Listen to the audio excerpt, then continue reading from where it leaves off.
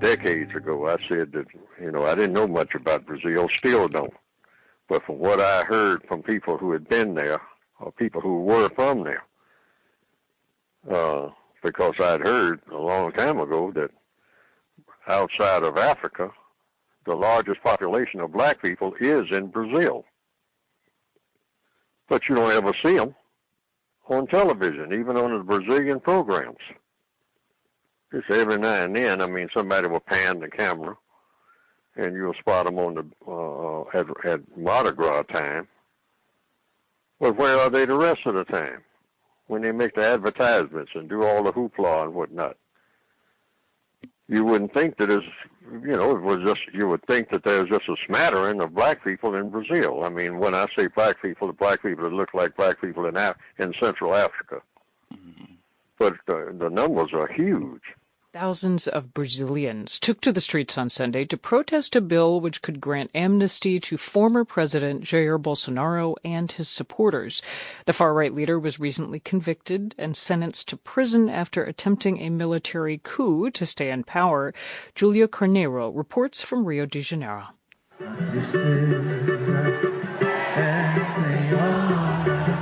Rio's iconic Copacabana beach with crowds gathered to defend Brazil's democracy and some legends of Brazilian music performing. No amnesty is the chant ringing out here and in other Brazilian capitals. Caetano Veloso, Gilberto Gil, and Chico Buarque are some of the iconic Brazilian musicians performing here.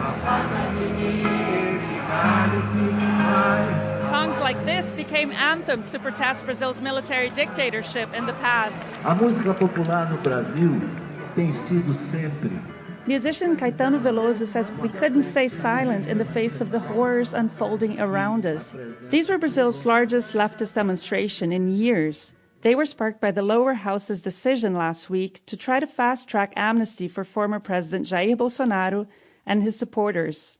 This follows the sentencing of Bolsonaro and others for their roles in an attempted coup after his 2022 election defeat to leftist leader Luiz Inácio Lula da Silva. Guilherme Mendonça, an environmental law professor, was one of those protesting on Copacabana Beach. The last president tried to violate the Constitution. He must be punished by all the crimes he committed. Earlier this month, the Supreme Court sentenced Bolsonaro to over 27 years in prison, marking the first time in Brazilian history a former head of state had been punished for attempting to overthrow the government. In the crowd was public servant Taiguara Cardoso. We are seeing what is happening all over the world with the far right, so you have to protect democracy.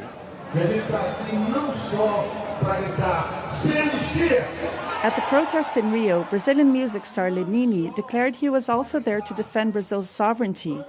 No foreign country will meddle in our affairs, he said, in a pointed message to President Donald Trump, a key Bolsonaro ally. This is a message that President Lula is expected to reiterate when he speaks ahead of President Trump at the UN General Assembly on Tuesday.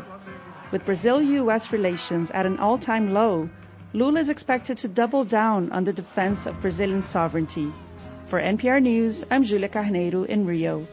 Hitler had the supreme fascist state. And what was he worried about in Europe and in Germany?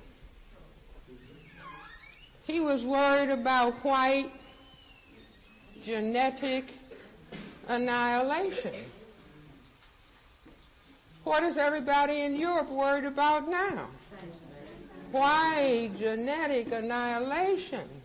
And staying in Europe, anti-migrant protests are flaying across the continent, fast, furious, and increasingly violent.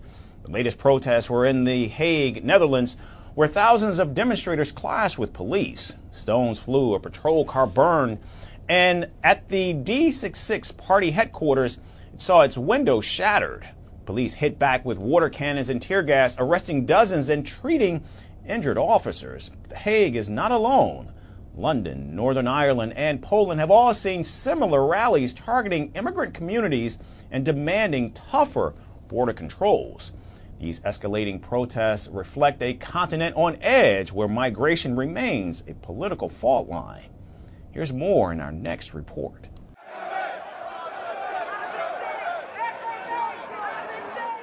The Hague erupted in chaos on Saturday, streets filled with smoke as Dutch police fired tear gas and unleashed water cannons against thousands of anti-immigration demonstrators. Flames from a torched police car lit the night, while protesters hurled bottles and rocks, waving Dutch flags alongside far-right banners. By the end of the evening, 30 people were arrested, 2 officers were injured, and the glass facade of the center-left D66 party headquarters lay shattered. Inside, wreckage stretched across meeting rooms, a symbol of political anger boiling over just weeks before the Netherlands heads to the polls on October 29th. Prime Minister Dick Schoof denounced the shameless violence, while right-wing leader Geert Wilders, whose push for harsher asylum policies triggered the collapse of the last coalition, branded the rioters idiots. But the Netherlands is not alone.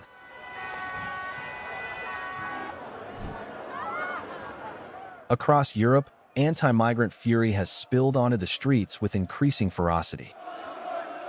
Just a week earlier, London saw one of its largest right-wing demonstrations in modern times. Around 110,000 people, many draped in the Union Jack and England's red and white cross, surged through Whitehall. The sheer size of the rally shocked police, who described it as too big to fit into the approved route. The imagery was jarring. Streets once symbolic of British governance were consumed by chants demanding mass deportations, MAGA hats flashing in the crowd, alongside Israeli and American flags. It is very important. They need to stop illegal migration into this country. It's tearing us apart. You know, we've got people here, the veterans, our veterans that fought for us and for our freedom, lying on the streets with nowhere to go. But you pop in, get rid of your documents, and you can have a 4-star hotel, free board and lodge. Then, back in June, farther north, Northern Ireland had also been engulfed by unrest of its own. Ballymena, a market town, became the epicenter of violence after allegations of sexual assault against 2 Romanian teenagers. What began as a protest quickly mutated into riots. Masked men hurled bricks, fireworks, and petrol bombs. Police water cannons sprayed into the flames of burning cars and buildings. By the 4th night, 40 officers had been injured and 15 were arrested, as violence spread to Belfast, Coleraine, and Lisburn. Basically, what happened sort of by asking them people to leave and whatever else was justified, in my opinion, because of the actions that they, obviously, it's a very, very serious crime that was committed and things like that. And the people around here, they've literally, they're at boiling point. You know, they've had enough. The people, they've been complaining for months and months leading up to this about the behaviour and like wolf whistling at young girls and things like that. And the police have never nowhere to be seen. Meanwhile, in July, Poland also saw a rise in street anger. In Katowice, around 3,000 demonstrators, marshaled by the far-right party, waved banners demanding the closure of borders. Similar gatherings, though smaller, echoed through dozens of towns and cities. The rallies were fueled by fiery speeches from politicians who warned of a looming flood of outsiders. But figures show that official migration levels remain relatively low. Nationalist leaders called for deportations and praised border checks with Germany and Lithuania as necessary defenses.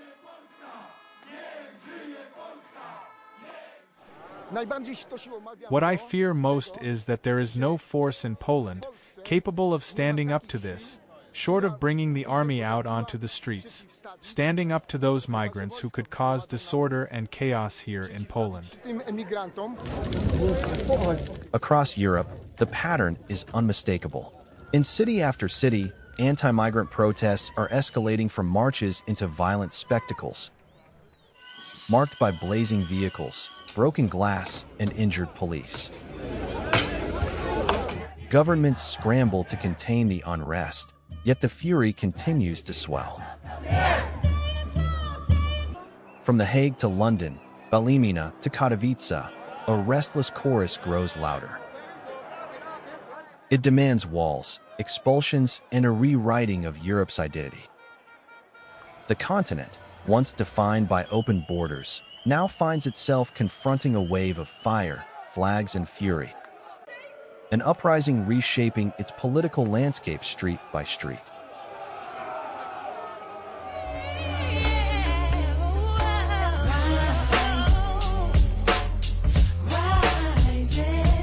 Prices are rising for health care and car insurance and groceries and entertainment.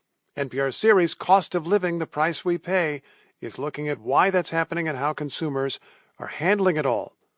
Laura Walmsley has the story of high housing prices that affect big choices in some people's lives.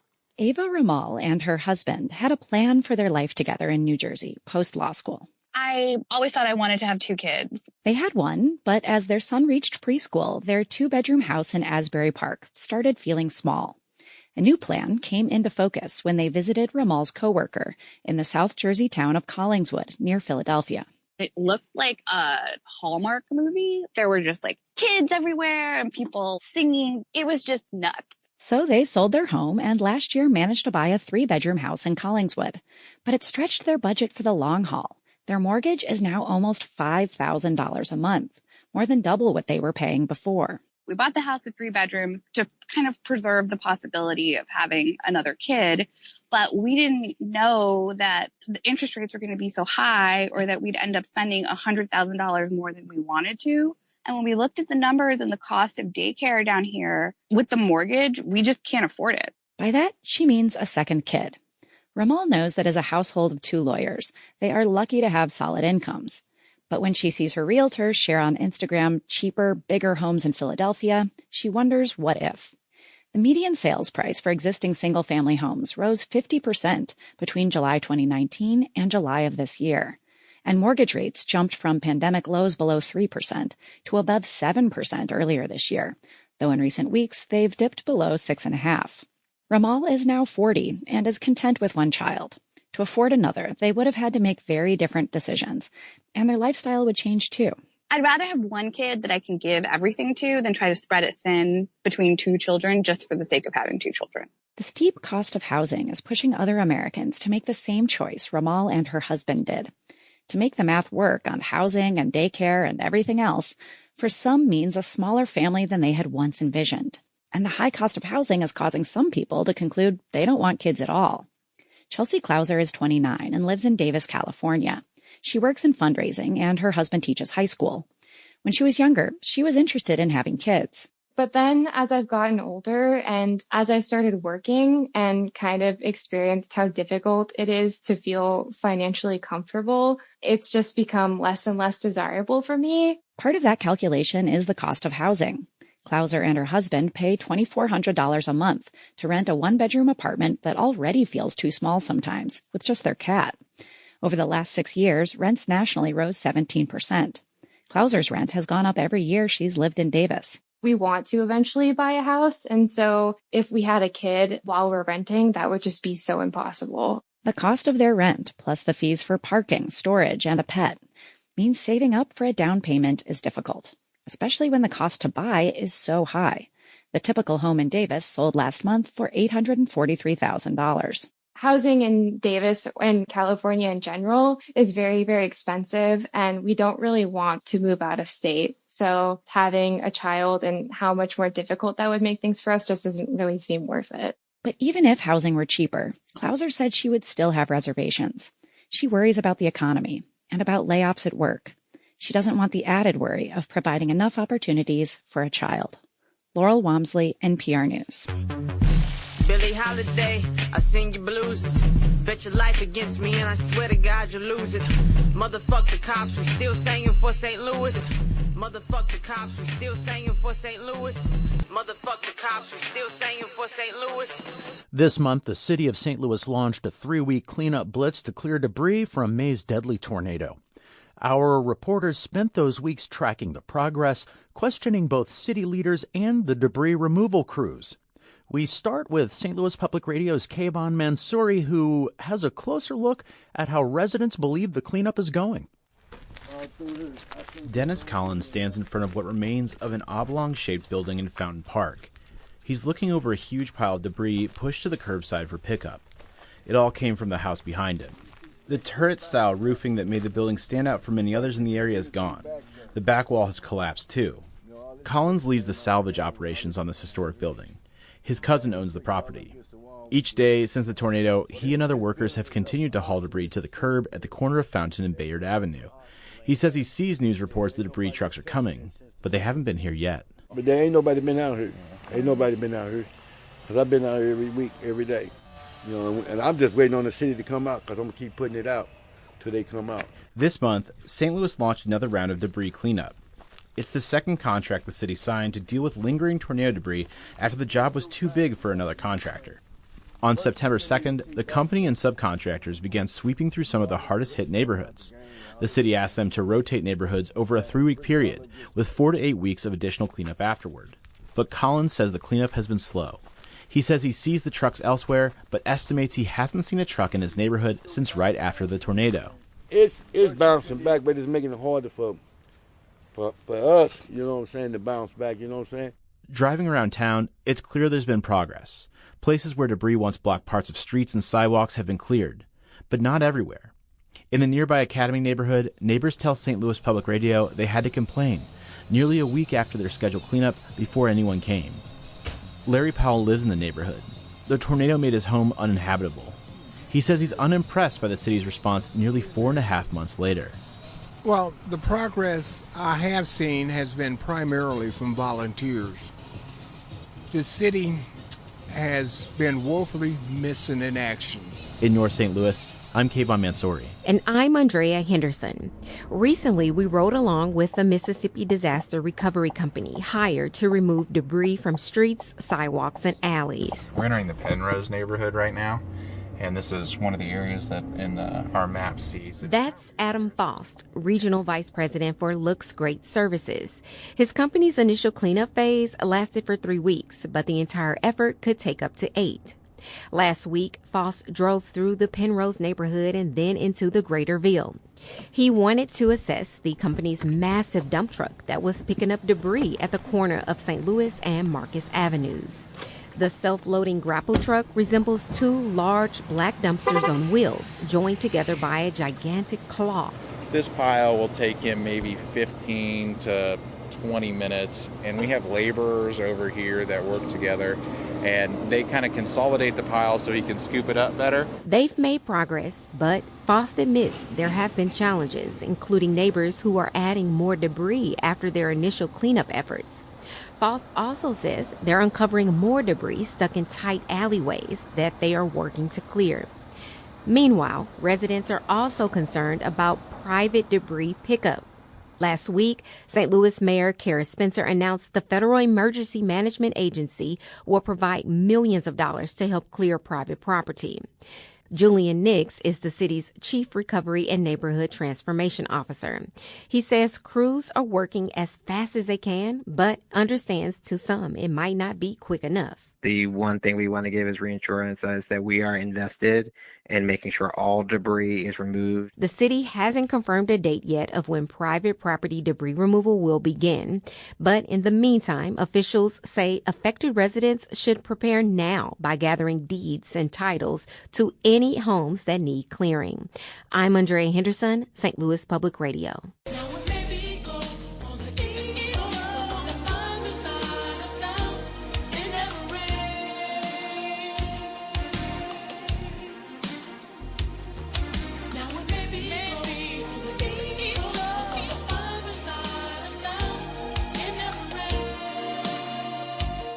Wildfire smoke is contributing to the deaths of tens of thousands of Americans, according to a new study. NPR's Alejandra Barunda is here to explain why. Good morning. Morning, Chief. Okay, so I get the idea that smoke is bad for your health. Inhaling wildfire smoke doesn't sound ideal, but how is this getting to the point where it's killing people? Yeah, it's a great question. And the answer is mostly indirectly by aggravating existing health problems.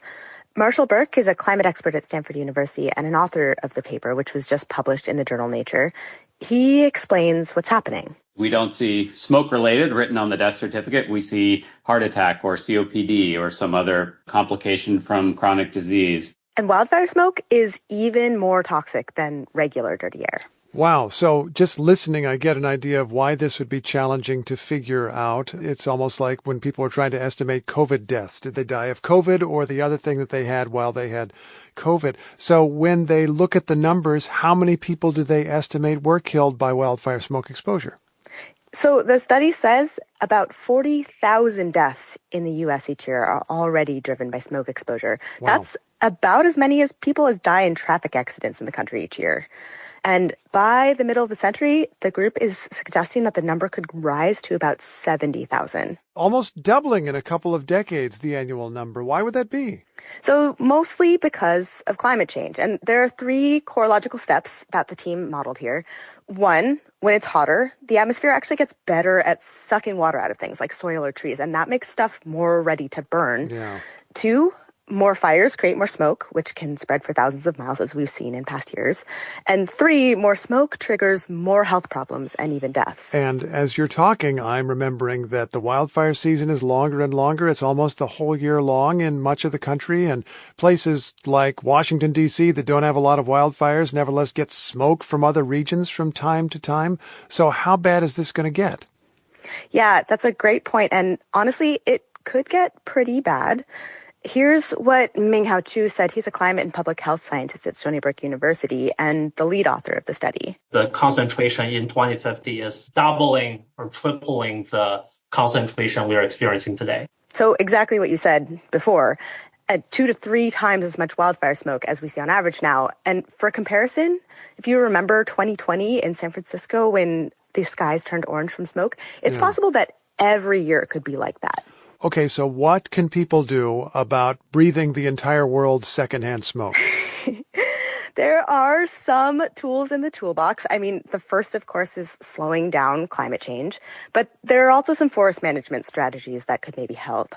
Loretta Mickley is an atmosphere chemist at Harvard University. It's such a major force in our lives now, wildfire, and it seems so uncontrollable. We are hoping that judicious use of prescribed fires can help. That's the practice of setting small fires on purpose in forests where vegetation has gotten too thick. That clears out vegetation, which reduces extreme fire risk and can make wildfires easier to control if they happen. But unfortunately, I think the reality is that the future is just going to be smokier. And so we're going to have to find ways to deal with that, like helping people filter the air in their homes or making sure schools have really good HVAC systems or making community clean air spaces where people can go when the smoke gets really bad. NPR's Alejandra Barunda, thanks so much. Yeah, glad to talk about it. Simple fact is, Anderson, we got 2 cultures down here. White culture and the colored culture. Now, that's the way it always has been. That's the way it always will be. The rest of America don't see it that way, Mr. Mayor. The rest of America don't mean jack shit. You in Mississippi now. The Mississippi Health Department is worried about the state's babies. It declared a public health emergency last month after the infant mortality rate shot up. What's going on? NPR's Katie Riddle talked with some Mississippi moms. Obstetricians and prenatal care are 2 things that are hard to come by here in Mississippi. Over half the counties in the state are considered maternity health care deserts, where mothers can't get comprehensive prenatal health care. Dr. Lakeisha Richardson is one of the rare OBs working in the Mississippi Delta, and she is busy. No contractions? No. No bleeding? No. Richardson is working her way through a list of over 50 patients that she and one other doctor will see on this day. This is hard work, but Richardson grew up here. She felt called. This is where God wanted me to be, and it's been a blessing, and it's such a great need here. Lack of insurance is a big issue for many of her patients. Mississippi Governor Tate Reeves has resisted efforts to expand Medicaid under the Affordable Care Act. His office did not respond to requests for comment on this story. When Richardson's patients don't have access to health care, it's not unusual for her to see them for the first time when they are close to giving birth. I'll say out of 10 deliveries, maybe 1 or 2 per 10 will be no prenatal care or late prenatal care. They'll just show up for delivery 38, 39 weeks. This lack of prenatal care, especially for Black women, is a contributing factor to the high infant mortality rates. In 2024, more than 15 African American babies died out of every 1,000 born. That's significantly higher than the national average, which many experts say is already a problem. Even if women do get to Dr. Richardson in time, there are often other complications. I'm going to let you lay back and we're going to listen to the baby's heartbeat.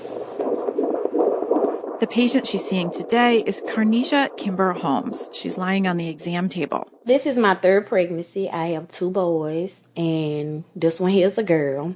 With this one here, I have preeclampsia. My baby has a fetal growth restriction. She's only weighing 3 pounds and 12 ounces. Kimber Holmes has to drive 2 hours at least once a week to see a specialist, in addition to her appointments with Richardson. I have hypertension. So they've been keeping a close watch on me. It's like 2 to 3 visits out of a week that I have to come. That's like a full-time job. Yes.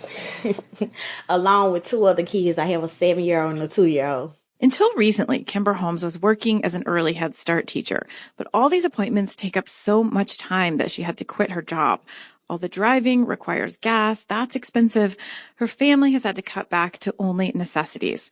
Kimber Holmes' husband works at a warehouse. He's had to work extra so that he can be with her for the birth. He's going to come the first day, but then the second day he'll have to go to work. This whole situation is precarious. It's very scary to me. A week and a half after this interview, Kimber Holmes safely delivered her baby. Doctors say geography is often a complicating factor to pregnancy in the Mississippi Delta. Randy Henderson is a neonatologist. He works at one of the only facilities in the state that is equipped to deliver high-risk pregnancies and treat premature babies. I mean, a lot of the families in here have the same story. They live in another part down here in the South. They have other kids at home. They're traveling an hour to visit. Aside from low birth weight, there are other causes of the infant mortality crisis, like congenital malformations and unsafe sleep for infants. But sometimes there just is no clear explanation for why a baby dies. Brittany Lampkin lost a baby a few years ago. She was an active baby, 5 pounds, 3 ounces, came out kicking, screaming strong, and then was just gone. Lampkin had a few issues in her pregnancy. She thought they were minimal. Now, almost 4 years later, she still can't stop asking herself what went wrong. She pulls up a copy of her daughter's autopsy report on her phone and reads from it. Based on the clinical history, the cause of death is unknown and the manner of death is natural. How do you feel reading that? Still confused. I went through the stage of blaming myself. How is it natural if I did everything, that I was supposed to have done? What happened? Lampkin says the state and the country should do all they can to improve maternity care for women in Mississippi, especially Black women, for whom the numbers are rising. How are we regressing in medicine? Like, what is happening? It's scary. It's really scary. Scary for her and for all the other moms in Mississippi who are trying to have a healthy baby. Katie Riddle, NPR News, the Mississippi Delta. The man race, class, genre, and the dilemmas of Black manhood. You are going to adult court. We'll take you down to a Franklin County juvenile courtroom. The teen accused of hitting and killing a mother after he stole her car with her son inside will be tried as an adult. This happened last summer near Canal Winchester. Alexa Stakely was a beloved teacher at Winchester Trail Elementary School. 10 TV's Lacey Crisp is live outside the county's juvenile detention center for us this evening. Lacey, Stakely's mom spoke directly to that teen in court today. What did she say? Yes, Sandy Stakely turned and looked right at Rayon Hawkins as she held up a picture of Alexa and explained to the teen what he took from her and from the community. Decisions. One by 3 teens accused of stealing a car with a child inside. Another decision by a mother to save her son. Do you remember this girl on the hood of your car? On her hood of her car, her screaming? This is Alexa. This is Alexa. She's a human, and she benefited the world. Alexa Stakely's mom, Sandy, turned in her seat to talk directly to Rayon Hawkins about the impacts of his decisions and what he's accused of taking from her and Alexa's son. With you breaking the law and wanting to steal a car and then killing Alexa, guess who has been punished? A lot of her patients, her clients, her students, us as a family who loved her. Last July, Hawkins and 2 others are accused of stealing Alexa's car as she ran back to the babysitter's house. Hawkins is accused of driving as Alexa jumped on the car, trying to save her 6-year-old son in the back seat. You then chose to press the accelerator when she was on the hood of the car yelling, "My baby, my baby." You are missing that discernment. Weeks after the incident, Hawkins, with his parents, decided to turn himself into police. Juvenile court judge George Leach said in court Hawkins will be tried as an adult. Sandy Stakely asked the judge to decide on a high bond. You're still a risk to the welfare of our community. And Hawkins is being held here on a $500,000 bond. Another suspect, 20-year-old Gerald Dalling, was sentenced last month to 7 years in prison. Another teen has also been charged. Reporting live, Lacey Crisp, 10 TV News. Lacey, thank you. Just heartbreaking there. A college man. I got me a college man. But Mom, we can't afford college. Nonsense. You work hard to get accepted, so I'll get you on that bus somehow. The United Negro College Fund has helped thousands of students, but the fact is, the job's not done. There are thousands we can't reach, not without the funds. So support the United Negro College Fund. The UNCF has just received a landmark $70 million gift from philanthropist Mackenzie Scott in what amounts to one of her largest gifts ever. The money will be used to bolster the endowments of historically black colleges and universities, helping to close long-standing gaps in resources and financial stability. It's part of a $1 billion capital campaign that UNCF is leading to ensure that HBCUs can thrive well into the future. For more on what this gift means and the broader outlook for HBCUs, we're joined now by Dr. Michael Lomax, UNCF President and CEO. It's always great to see you, sir. So let's start with the basics. This is a $70 million gift, a historic gift. How will the money be used, and what immediate impact will students at HBCUs see? Yeah, it is a $70 million gift, and it follows on a $10 million gift, which Mackenzie Scott made to UNCF 5 years ago during the early days of the pandemic.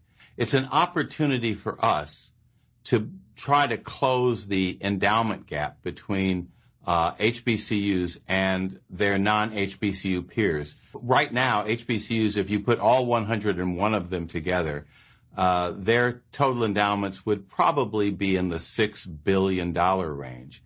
And that's to serve 250,000 students.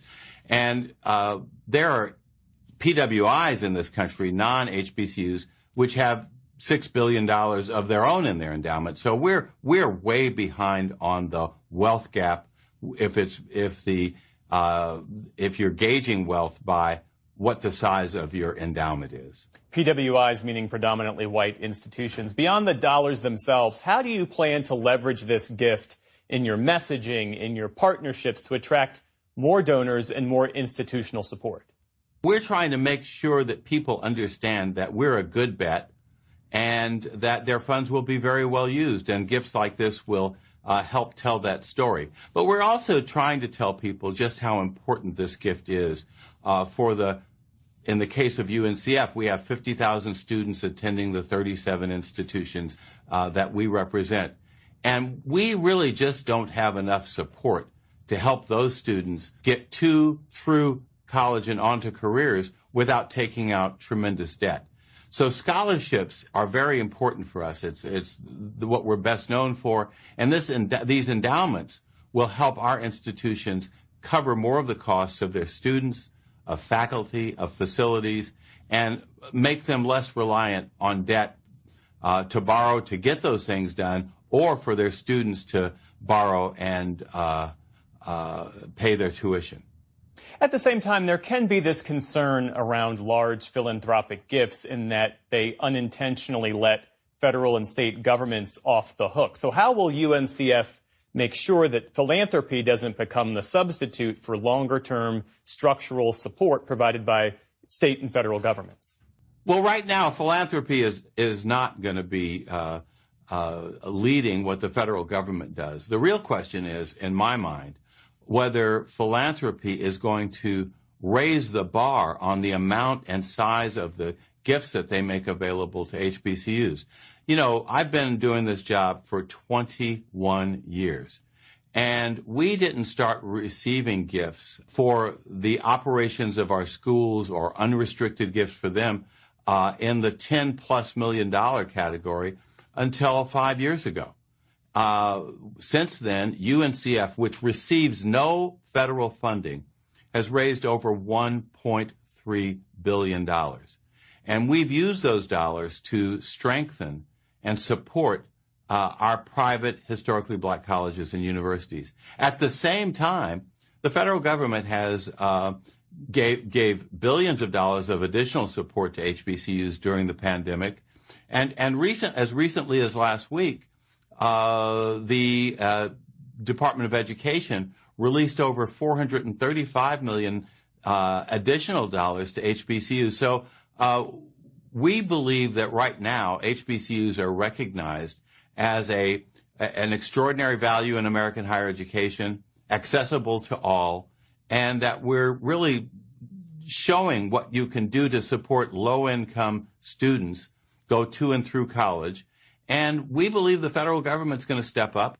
When we announced this gift this week, one of our individual institutions, Houston Tillotson University, and their president, Melva Wallace, announced a $150 million gift from a Texas foundation, the Moody Foundation.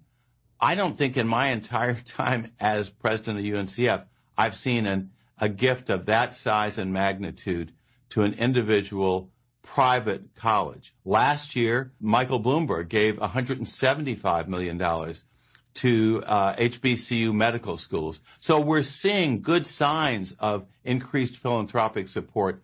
I think Mackenzie Scott is showing what individual donors can do to support institutions that have been doing the work with too few resources in the past. Well, take me back to that moment. What was your reaction when you got the phone call about this $70 million gift? I got a call with one of Mackenzie Scott's representatives, and they said, this time we believe in what you're doing. We're going to give you a gift. You'll be able to announce it immediately, and you can say it came from us. And then I said, oh, by the way, what's the amount of the gift? And the individual said, $70 million. Well, uncharacteristically, I was speechless and taken aback and very excited and profuse in my gratitude as I remain today. I've been doing this work for a long time, and I've asked a lot of people for support, but this is one of the rare instances when someone I don't know reaches out to me as the CEO of UNCF and says, we've been watching what you do, we respect what you do, we value what you do, and we want to contribute to what you do, and we want you to decide how those funds are used. Mackenzie Scott is rewriting the book on individual philanthropy, and she's making a huge difference. And, what I say today is God bless Mackenzie Scott, and thank you. Dr. Michael Lomax, UNCF President and CEO. Great to see you, and always good to speak with you, sir. Be well. Thank you. Have a great day. I don't want us to lose sight that things are getting better. Each successive generation seems to be making progress in changing attitudes when it comes to race. Doesn't mean we're in a post-racial society. It doesn't mean that racism is eliminated. But when I talk to Malia and Sasha,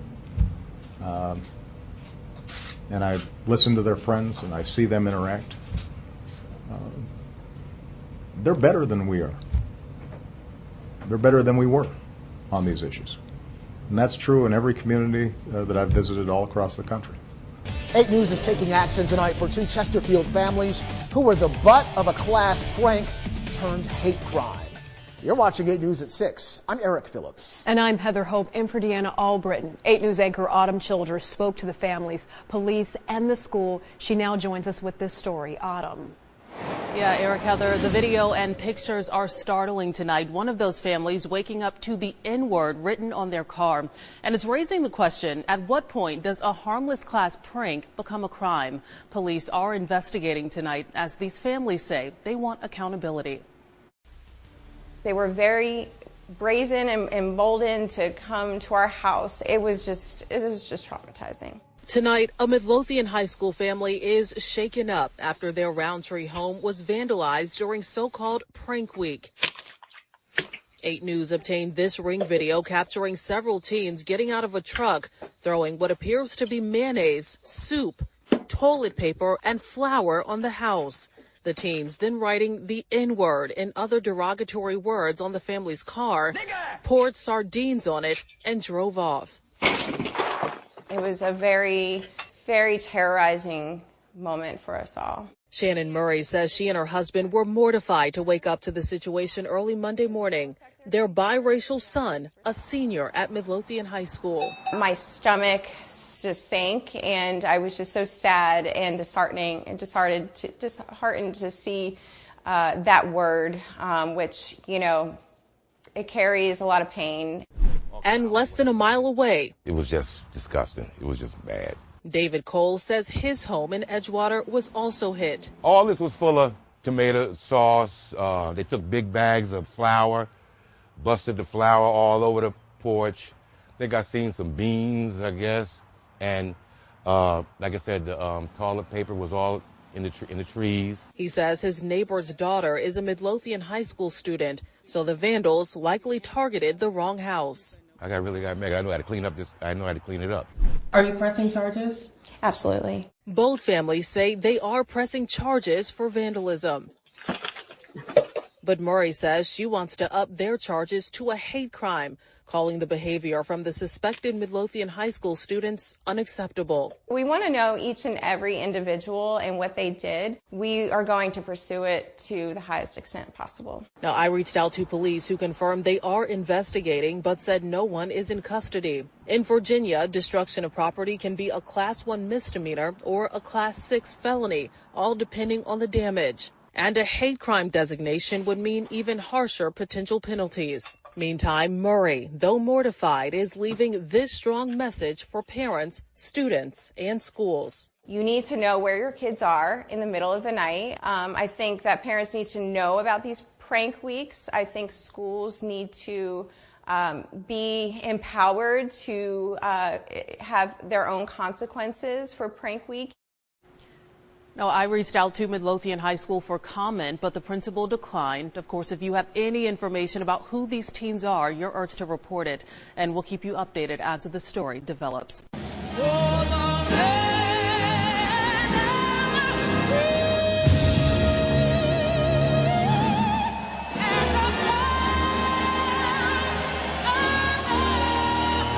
So NPR has been providing updates on the latest in a shooting at a Dallas ICE facility. 2 detainees were killed and a third hospitalized.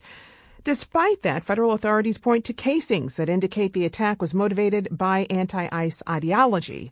The investigation into the shooting, however, continues, and NPR will bring you updates right here on KPBS.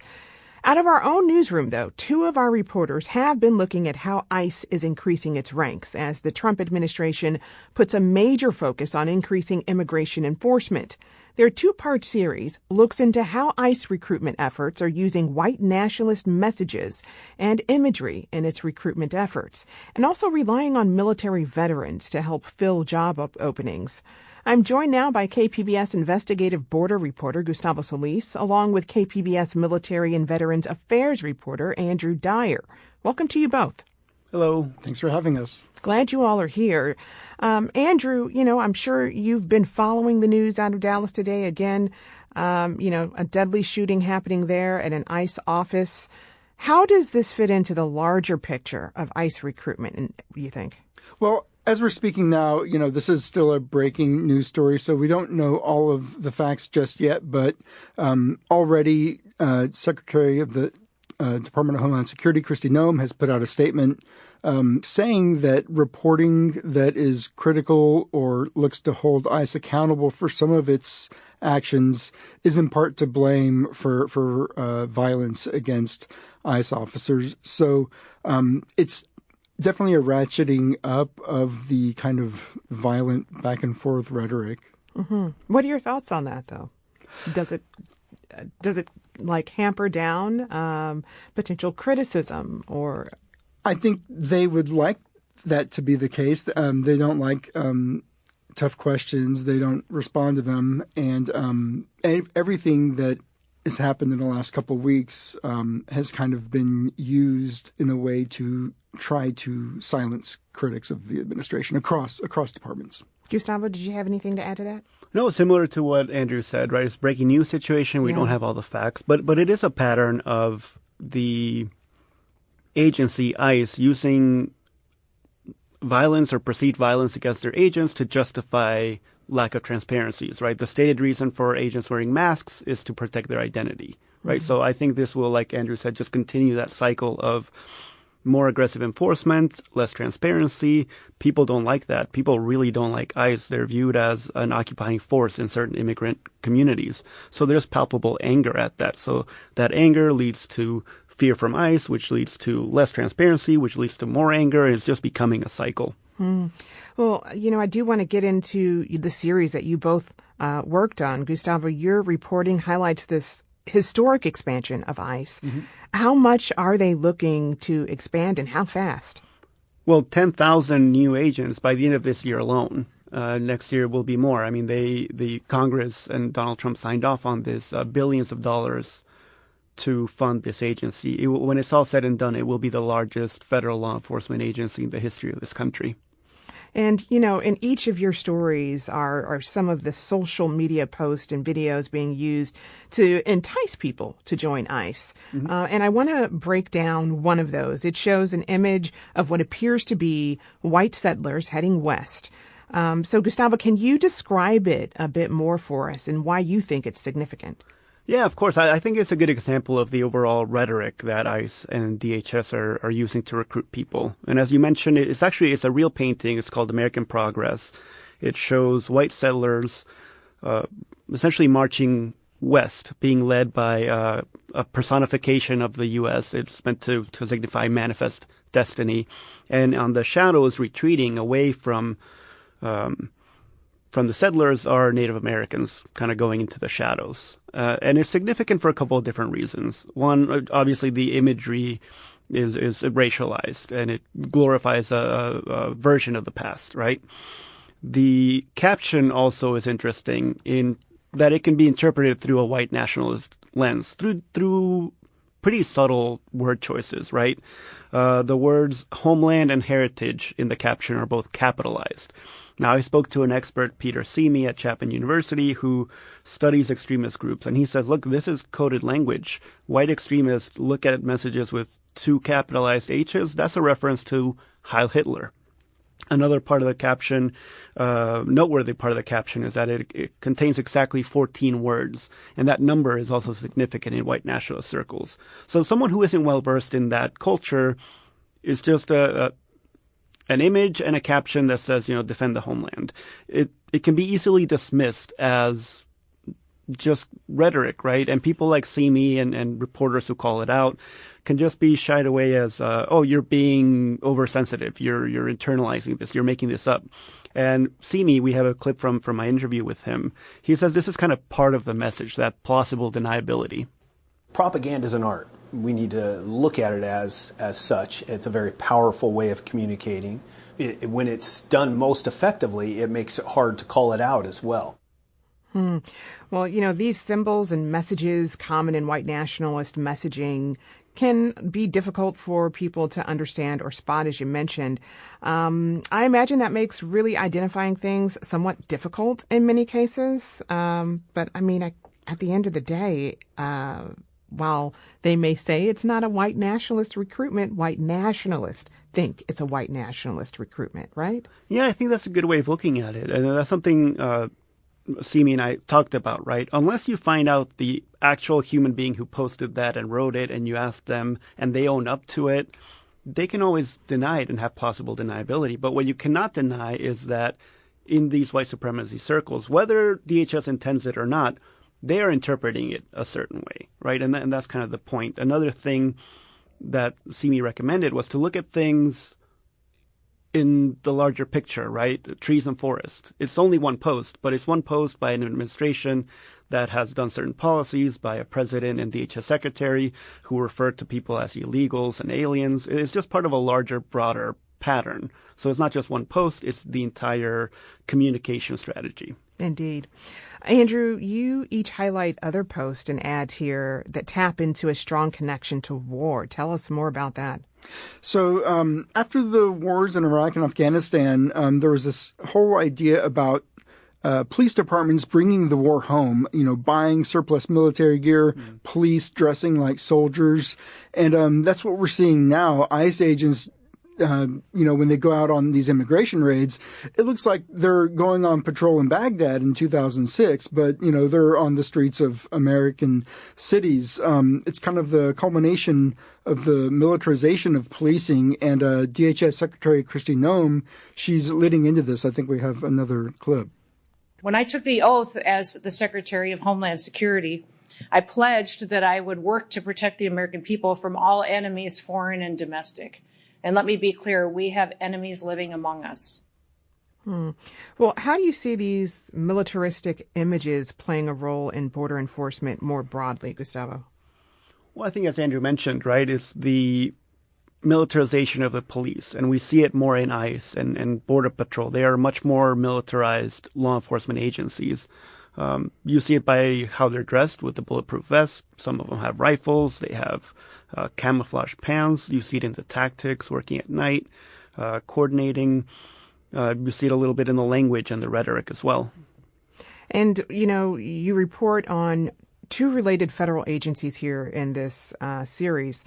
ICE Immigration and Customs Enforcement, along with DHS, which is the Department of Homeland Security. Could you explain a little bit about those agencies and their relationship, Andrew? Sure. So they all fall under the Department of Homeland Security. So this is overall all DHS. But then DHS has different kind of branches working underneath them. You have ICE, that's the Immigration and Customs Enforcement. That's the branch that is offering these huge signing bonuses and really, really trying to ramp up its staffing. These are the people that go and kick in doors and bust immigrants. You have CBP, which is Customs and Border Protection. These are the folks that man the ports of entry and do that kind of work. And then you have the Border Patrol, which we're all familiar with. They patrol the border. Now, all these agencies together collectively, conduct immigration enforcement, but they each do it a little bit differently. For this reporting, you visited a military and veterans job fair in San Diego. What did veterans have to say about the potential for employment and working in immigration enforcement? So it's really interesting because you have this thing with folks when they're getting out of the military. It's a really stressful time. A lot of people just are looking for a job, not necessarily a specific job. Sometimes you're in a bit of a panic.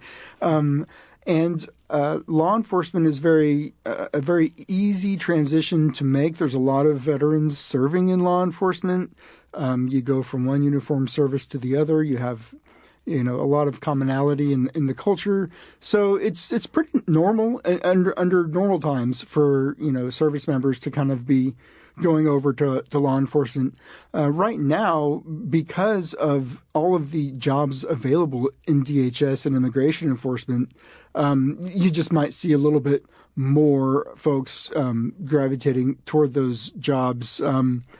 It's tough to talk about people's motivations of why they may or may not, pursue a job like that. Certainly some people would never work, but then other people, maybe they just need a paycheck. Maybe they have a mortgage and they'll take what they can get. People I talked to, none of the veterans I spoke with, only one person was talked to me on the record. And he was not interested in a law enforcement job. He was more of a tech person. And the other people I talked to were just kind of feeling things out and seeing what's out there. So not really strong one way or the other. Everybody is just kind of, trying to navigate a pretty difficult time, that transition. There's a lot of incentive also being thrown at these ICE recruitment fairs and so on. Gustavo, how has your work changed how you look at the Trump administration's efforts on immigration enforcement? Oh, that's a difficult question to answer. I mean, the big shift has been enforcement in the interior, right? For the last 5-10 years, the focus has been on the border, right? Think about the large caravans, the open-air detention camps, the folks getting through the border during the Biden administration. All of the focus was at the border, the big, beautiful wall. Just this year alone, we've seen a dramatic and massive shift to enforcement at the border to enforcement in the interior of the country. And it changes the game dramatically. That's why ICE is the agency that's getting all the funding, not Border Patrol. That's why you see more images coming out of everywhere, Middle America, right? It's not all concentrated at the border. It's in the Midwest. It's in the Northeast. Georgia was where that Hyundai plant was, right? LA has been where enforcement has happened. But I think every corner of the country is seeing what immigration enforcement looks like in a way that they really haven't in the last few decades. It's much more public, much more aggressive, much more in your face. Before we go, Andrew, what will you be looking at next? Well, I'm looking at the militarization. Obviously, on the border, they've drawn Marines to the border. And talking with Gustavo, the way this whole thing worked out, it was actually coming off a off-air conversation you and I had, where we wanted to kind of take these individual beats to tell a broader story, and that's the story of what a lot of people see as rising authoritarianism in the U.S. Right. It's connecting the dots, Gustavo. Exactly. Yeah. All right. Well, I've been speaking with KPBS investigative border reporter Gustavo Solis, along with KPBS's military and veterans affairs reporter Andrew Dyer. Gustavo, Andrew, thank you so much. It's always a pleasure. Thank you, Jade. Thank you. Let me say something that gets to the very crux of the matter, and this may be offensive for some to hear who are not on the side that we're on. White people, we have been the problem for 400 years.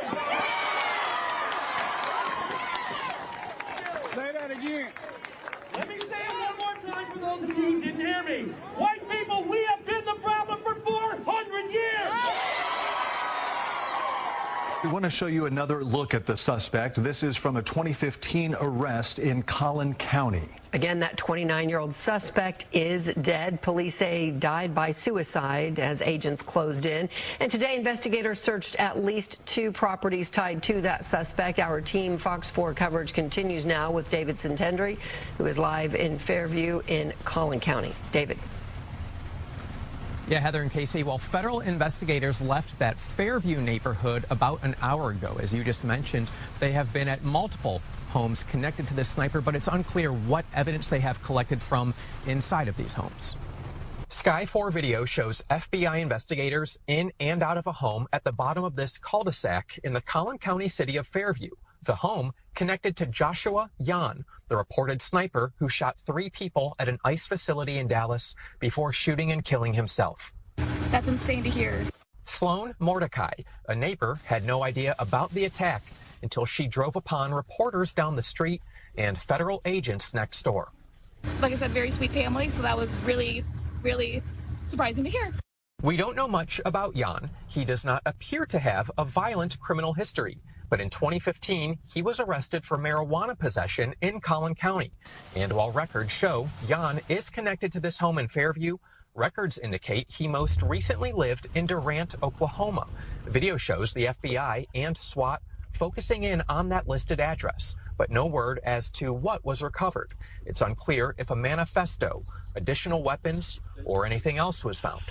It is unfortunately just the most recent example we've seen of targeted violence.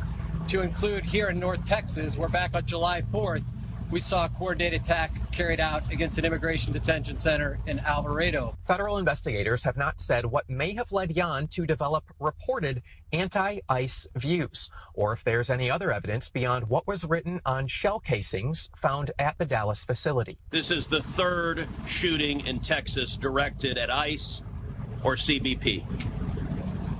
This must stop. In Fairview Wednesday evening, federal investigators were seen removing a box of possible evidence from the home. You think just how crazy that is and how close it is to home now. It took a while for Tim Johnson to learn that he lives down the street from the Fairview home connected to Jahn. He says he only knew of Jahn, no personal details. But it's an unfortunate event. And I have been in contact with an FBI spokesperson, but at this point in time, it is unclear when they plan to host that follow-up news conference. Casey and Heather, back to y'all. All right, so David, quick question for you. I do understand that we've been able to learn a little bit about that suspect's past. What can you tell us? Well, I can tell you that a spokesperson for Collin College says that he attended school there sporadically between the years 2013 and 2018. Again, there were some gaps in his time spent at that college. And in 2017, he apparently drove across country to Washington State to work a minimum wage job harvesting legal marijuana on a farm. Again, that was in Washington State, and the business owner who employed him says that he was actually living out of his car at the time and did not seem to have a whole lot of direction. A whole lot more we've got to dig up on this guy. Fox 4's David Sintendra reporting live for us tonight. David, thanks so much. We begin in Washington, where President Donald Trump signed a memorandum launching a federal plan to investigate, disrupt, and dismantle organized political violence and domestic terrorism. Speaking from the Oval Office, President Trump said the focus would be on the funders behind groups that promote political violence, claiming he personally knows some of them, though he was vague when he was asked to identify specific organizations or individuals. Now, officials said the plan involves multiple federal agencies, including the FBI's Joint Terrorism Task Force, the Department of Justice, and the Department of Treasury. During the signing, President Trump mentioned two major liberal donors, George Soros and Reid Hoffman, suggesting they could come under investigation, with Soros described as a likely candidate for scrutiny. Well, Soros is a name certainly that I keep hearing. I don't know, but Soros is the name that I hear. I hear a lot of different names. I hear names of some pretty rich people that are radical left people. Maybe I hear about a guy named Reid Hoffman.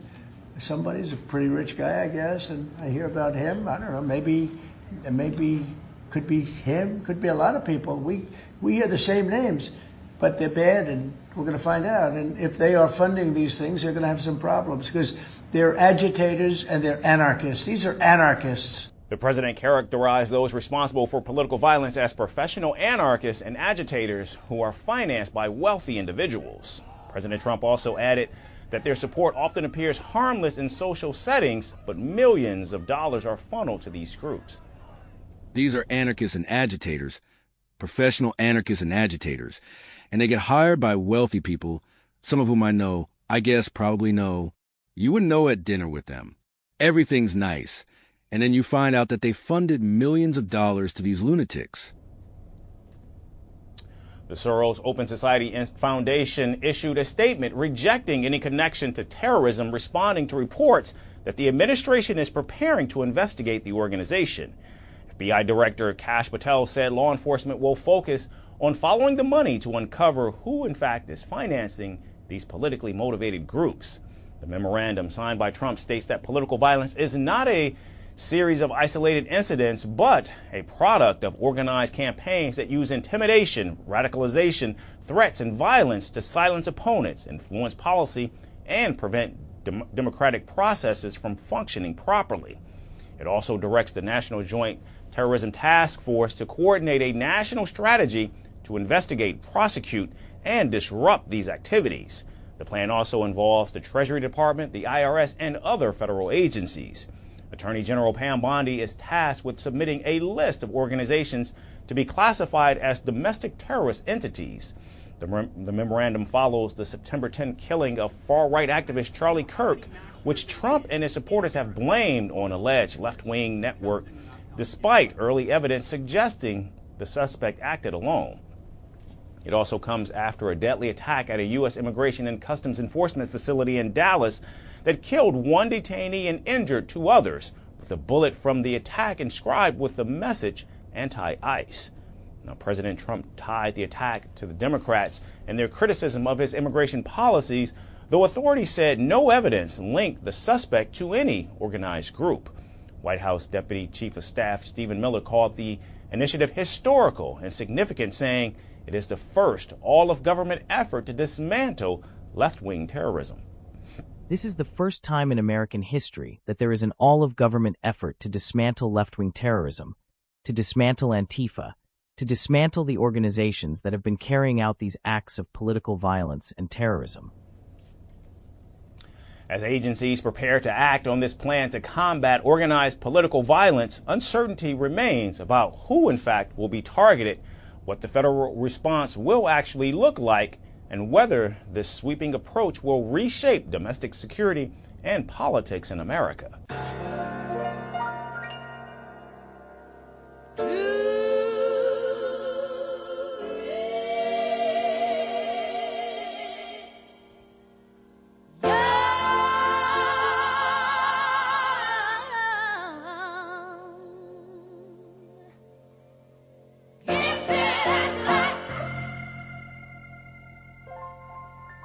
Delta State University and the Cleveland Police Department say Reed's autopsy proves he died by suicide. Some DSU students accepted this information while others are still skeptical. Students on Delta State University's campus react to Cleveland Police Department's ruling of Trey Reed's death. I don't have much of an opinion on the autopsy. I'd like to think that they aren't lying, but considering the history of Mississippi, it's hard to be sure. On Thursday, it was ruled that the 21-year-old DSU student died by suicide. Reed was found hanging from a tree on the university's campus near the pickleball courts Monday. The family needs to hire their own personal investigator. I think they need to do their own investigating. Civil rights attorney Ben Crump, who stepped in to represent Reed's family, said they are seeking an independent autopsy.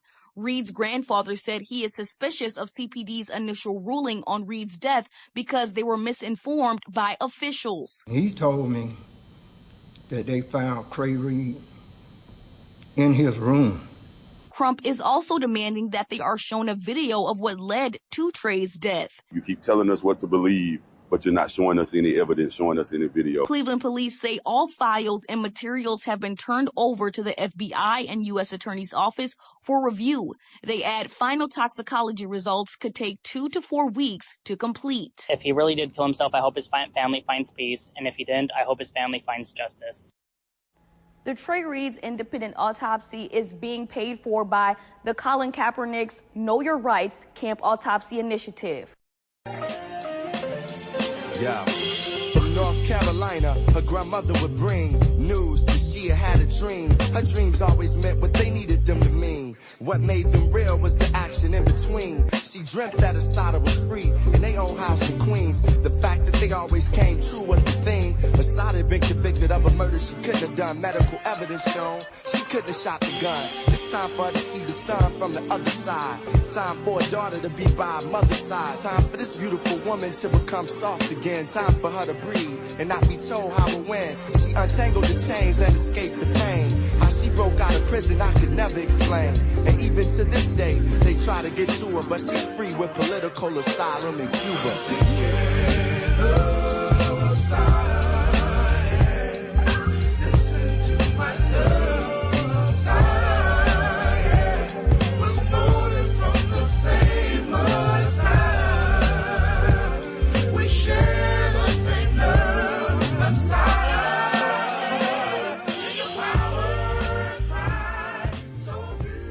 For decades, Assata Shakur has been a towering figure in American movements for black liberation and racial justice. Since the 1970s, she's also been one of the country's most wanted fugitives after her conviction for a police officer's murder. She died in exile in Cuba yesterday at 78. NPR's Adrian Florido has this remembrance. Assata Shakur was a central figure in the Black Liberation Army, formed in the early 70s by former Black Panthers who took up arms in the fight against the oppression of black people. In 1973, Shakur and 2 other BLA members were pulled over by state troopers in New Jersey. Exactly what happened next has always been in dispute, but there was a shootout that left an officer and one of Shakur's companions dead, and Shakur and a second officer shot. She denied having fired, but in 1977, she was convicted of murder. She was sentenced to life in prison. 2 years later, armed men helped her escape. She made her break this afternoon from the prison in Clinton, New Jersey, and lawmen once called her the soul of the Black Liberation Army. She went into hiding, but fled to Cuba in 1984. Fidel Castro granted her asylum. Years later, she spoke with NBC News there. Did you shoot Werner Foster? No, I did not. I was shot with my arms in the air, then shot again in the back, and then left on the ground to die. The FBI called Shakur, whose legal name was Joanne Chesimard, a cold-blooded killer. But Shakur's supporters considered her a hero because of her unapologetic and radical activism against racial oppression.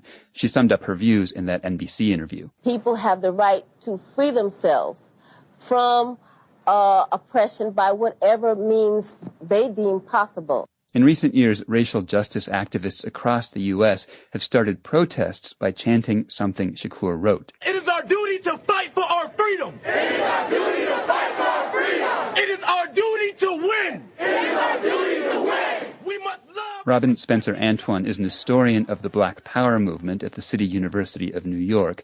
She says Shakur became a symbol of fierce determination to resist. That she was incarcerated and persecuted, but then had a life beyond the walls of prison, a life beyond the borders of the United States, I think really captured the imagination. Before her 1977 murder conviction, officials had tried many times to prosecute Shakur for other crimes, but she was never convicted of those.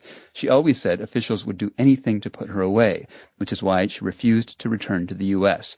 In a statement, Cuba's government said she died of health conditions and advanced age. Adrian Florido, NPR News. Victim of white supremacy. Assata Shakur, 78 years of age. I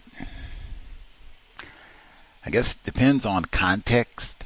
I am of the opinion 78 is a disgrace.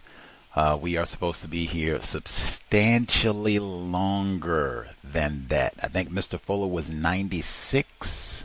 Or on his way to 96. Even that, they probably owe him some years too, and not struggling, here in good health and got all your thinking and all of that. So I'm of the opinion that at 78, Miss Shakur was cheated out of some years, just like Mr. Fuller. Long list: Michael Jackson, Tupac Shakur. Long list. Many years lost. Other perspective, 78 for someone who is a wanted terrorist, radical Negro. They say you done killed an enforcement official. Wow, lived to 7. Hey, Michael Jackson didn't live to 78. Tupac Shakur didn't live to 78. Kobe Bryant didn't live to 78. Kobe Bryant's dad didn't live to 78. Lengthy list. I got Prince didn't live to 78. Long list. I could, go on and on and on and on and on. But depends on the context. Either way, man, Assata Shakur with the ancestors. I will say one of the first things that I thought of, I guess two of the first things that I thought of. One, I'm so thankful, like Assata Shakur, I can point right there. She, victim of white supremacy, is one of the sterling illustrations of why I say we are the biography kings, the Catherine Massey Book Club. Why I say, hey, we cannot be sitting around reading Harry Potter and the hate you give if you have not read Assata. Let's get to the nonfiction. We are way poorly informed, ill-informed about all kinds of important subject matter. Let's get to the nonfiction first. Then, once we are super informed, which is going to take a while, then maybe we get to the fiction. But I'm so thankful that we read her biography like years ago. Not no Johnny come lately, though, hey, any time is a great time to catch up and read Assata Shakur or any other book that's important. Catch up and get to it if you have not read it. But I'm proud that that is something that we read a long time ago in the Catherine Massey Book Club. A decade past, to be exact. I posted all of the episodes. I think it's 7 exactly. It's not that long of an audiobook, but I posted all 7 installments, so you can go back. She has some really brilliant passages where she talks about the anti-blackness that we are conditioned, we being non-white people and people classified as black specifically, how we are conditioned to think about and discuss other people who are classified as black. But really brilliant material, definitely worth the read if you have not already studied. And there's even other material about Assata Shakur, her life, and newspaper articles. I've been publishing some of those as well. The second thing that I thought of immediately when I saw the passing of Assata, one, I wanted to see what Mumia Abu-Jamal was going to have to say about her passing. But I thought, man, here in Seattle specifically, I'd say California too, I'd say a good 15, 20 years, it has been super in vogue for racist women to wear shirts that say, Assata raised me. I'm sure there are people classified as black, non-white people who have these shirts, or I don't know, other paraphernalia that says something close to this. But I've seen a number of white females with shirts that say that, or they have some other reference or connection to publicize, oh yeah, I know about Assata and she and I are kindred feminist spirits. That type of a thing. Because we did read that memoir, and I don't remember no long, I'm a feminist and I don't get down with no patriarchal, sexist, misogynistic, no-count black dudes. That has been a decade, so I could be, not remembering, deliberately practicing patriarchy. But I mean, we did read it, so it is right there, and I published all 7 episodes, and we don't do nothing but unabridged, so every period is right there. But yeah, I think you will, I don't know if you'll get a whole lot about feminism reading her memoir, but you will get a lot about the system of white supremacy racism from North Carolina, Black Panther Party, all of it. Racism, white supremacy, what does it mean to be black? Whew, lots. Thoroughly enjoyed the biography. And in fact, I remember we did back-to-back. We read Minister Malcolm's autobiography, and this was 2015, and we did it at this time specifically because it was 50 years from when Minister Malcolm X was assassinated, and we followed that memoir with Assata. I thought that would be a great one too. As I said, biography kings.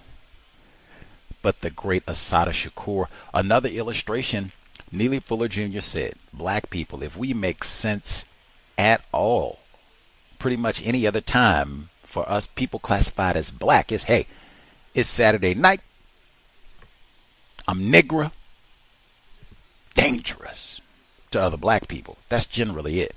He said the only time where we step away from that and actually start to make sense, we get on something related to countering racism, replacing the system of white supremacy with justice, that's when we start making sense. And he said you can see it anytime a black person passes away, if they are noteworthy at all, and I mean lots of black people die in this, whatever, ho-hum, but if we're going to recognize them at all, it's generally going to be, hey, what did old Leroy, what did old Lakeisha, what did Assata Shakur, what did she have to say about racism? What did she try to do about racism? That's going to be it consistently. If that black person, regardless of what field or what time period or what part of the world, if they're recognized or appreciated at all, almost to a person, male, female, child, whatever, it's going to be racism, white supremacy, how they were impacted by it, what they tried to do to get rid of it, how they were killed by it, maybe all three. Assata Shakur. Anyway, in the archives, check out the memoir. Compensatory Call-In. Today's date, Saturday, September 27, 2025.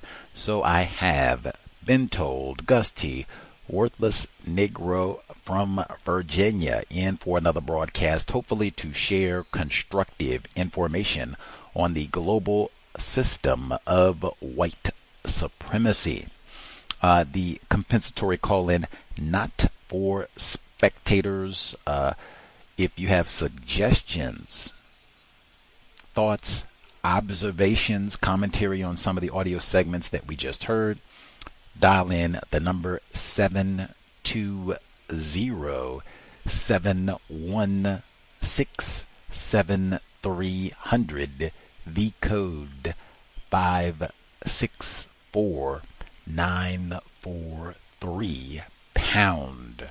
Press star 61 if you would like to participate.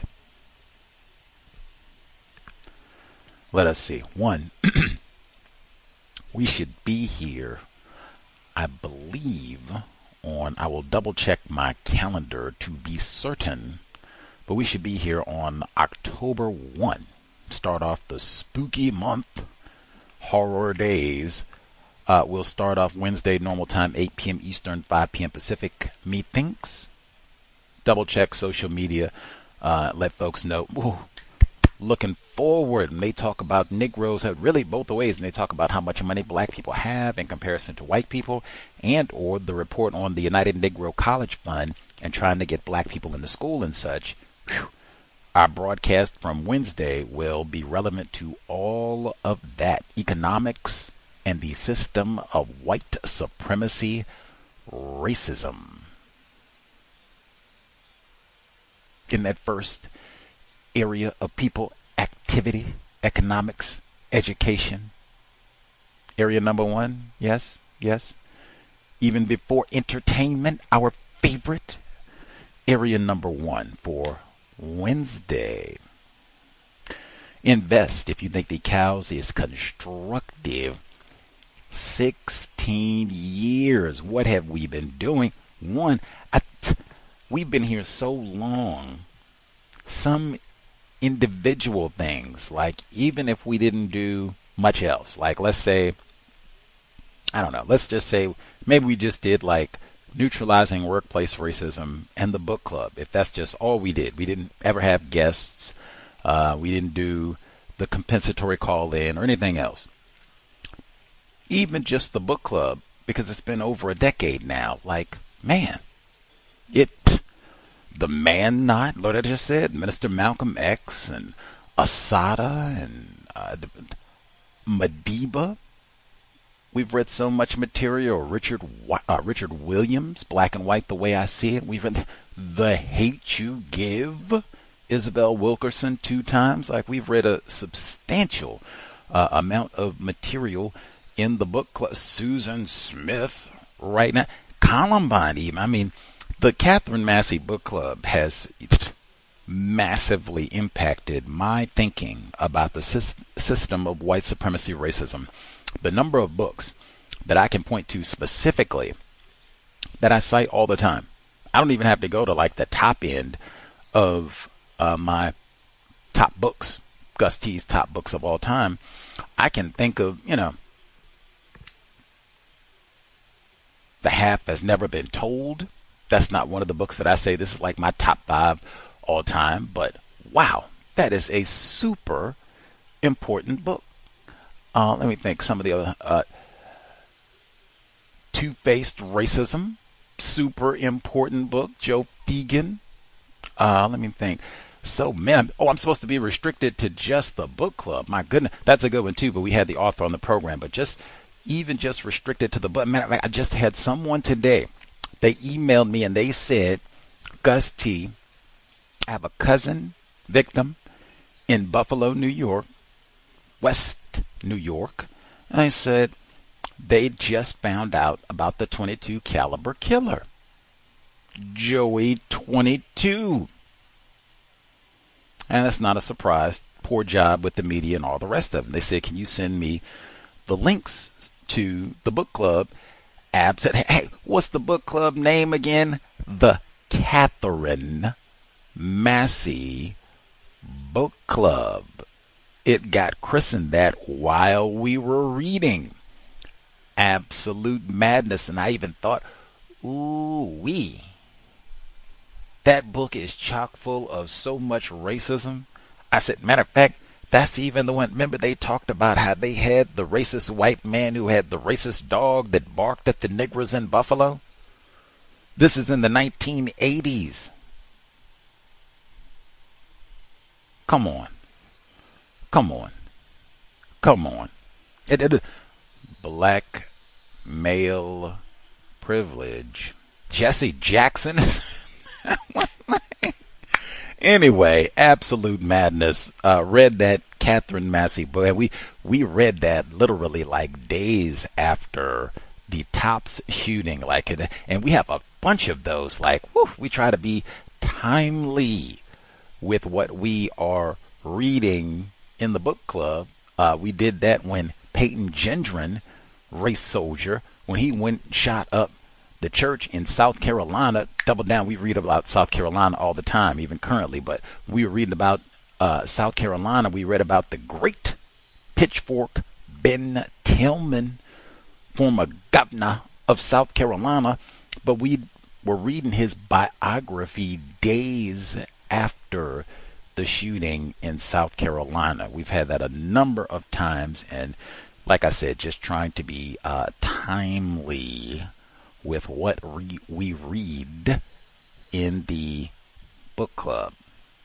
Hopefully that tradition will continue. Even today, well, I'll get to that later. But anyway, reading more important than watching television, and hopefully for 16 plus years, we have walked it way better than we have talked it. That's one, man.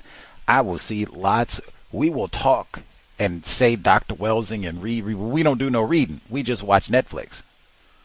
We don't do no reading. We just watch YouTube. We don't do no reading. That's one thing, man.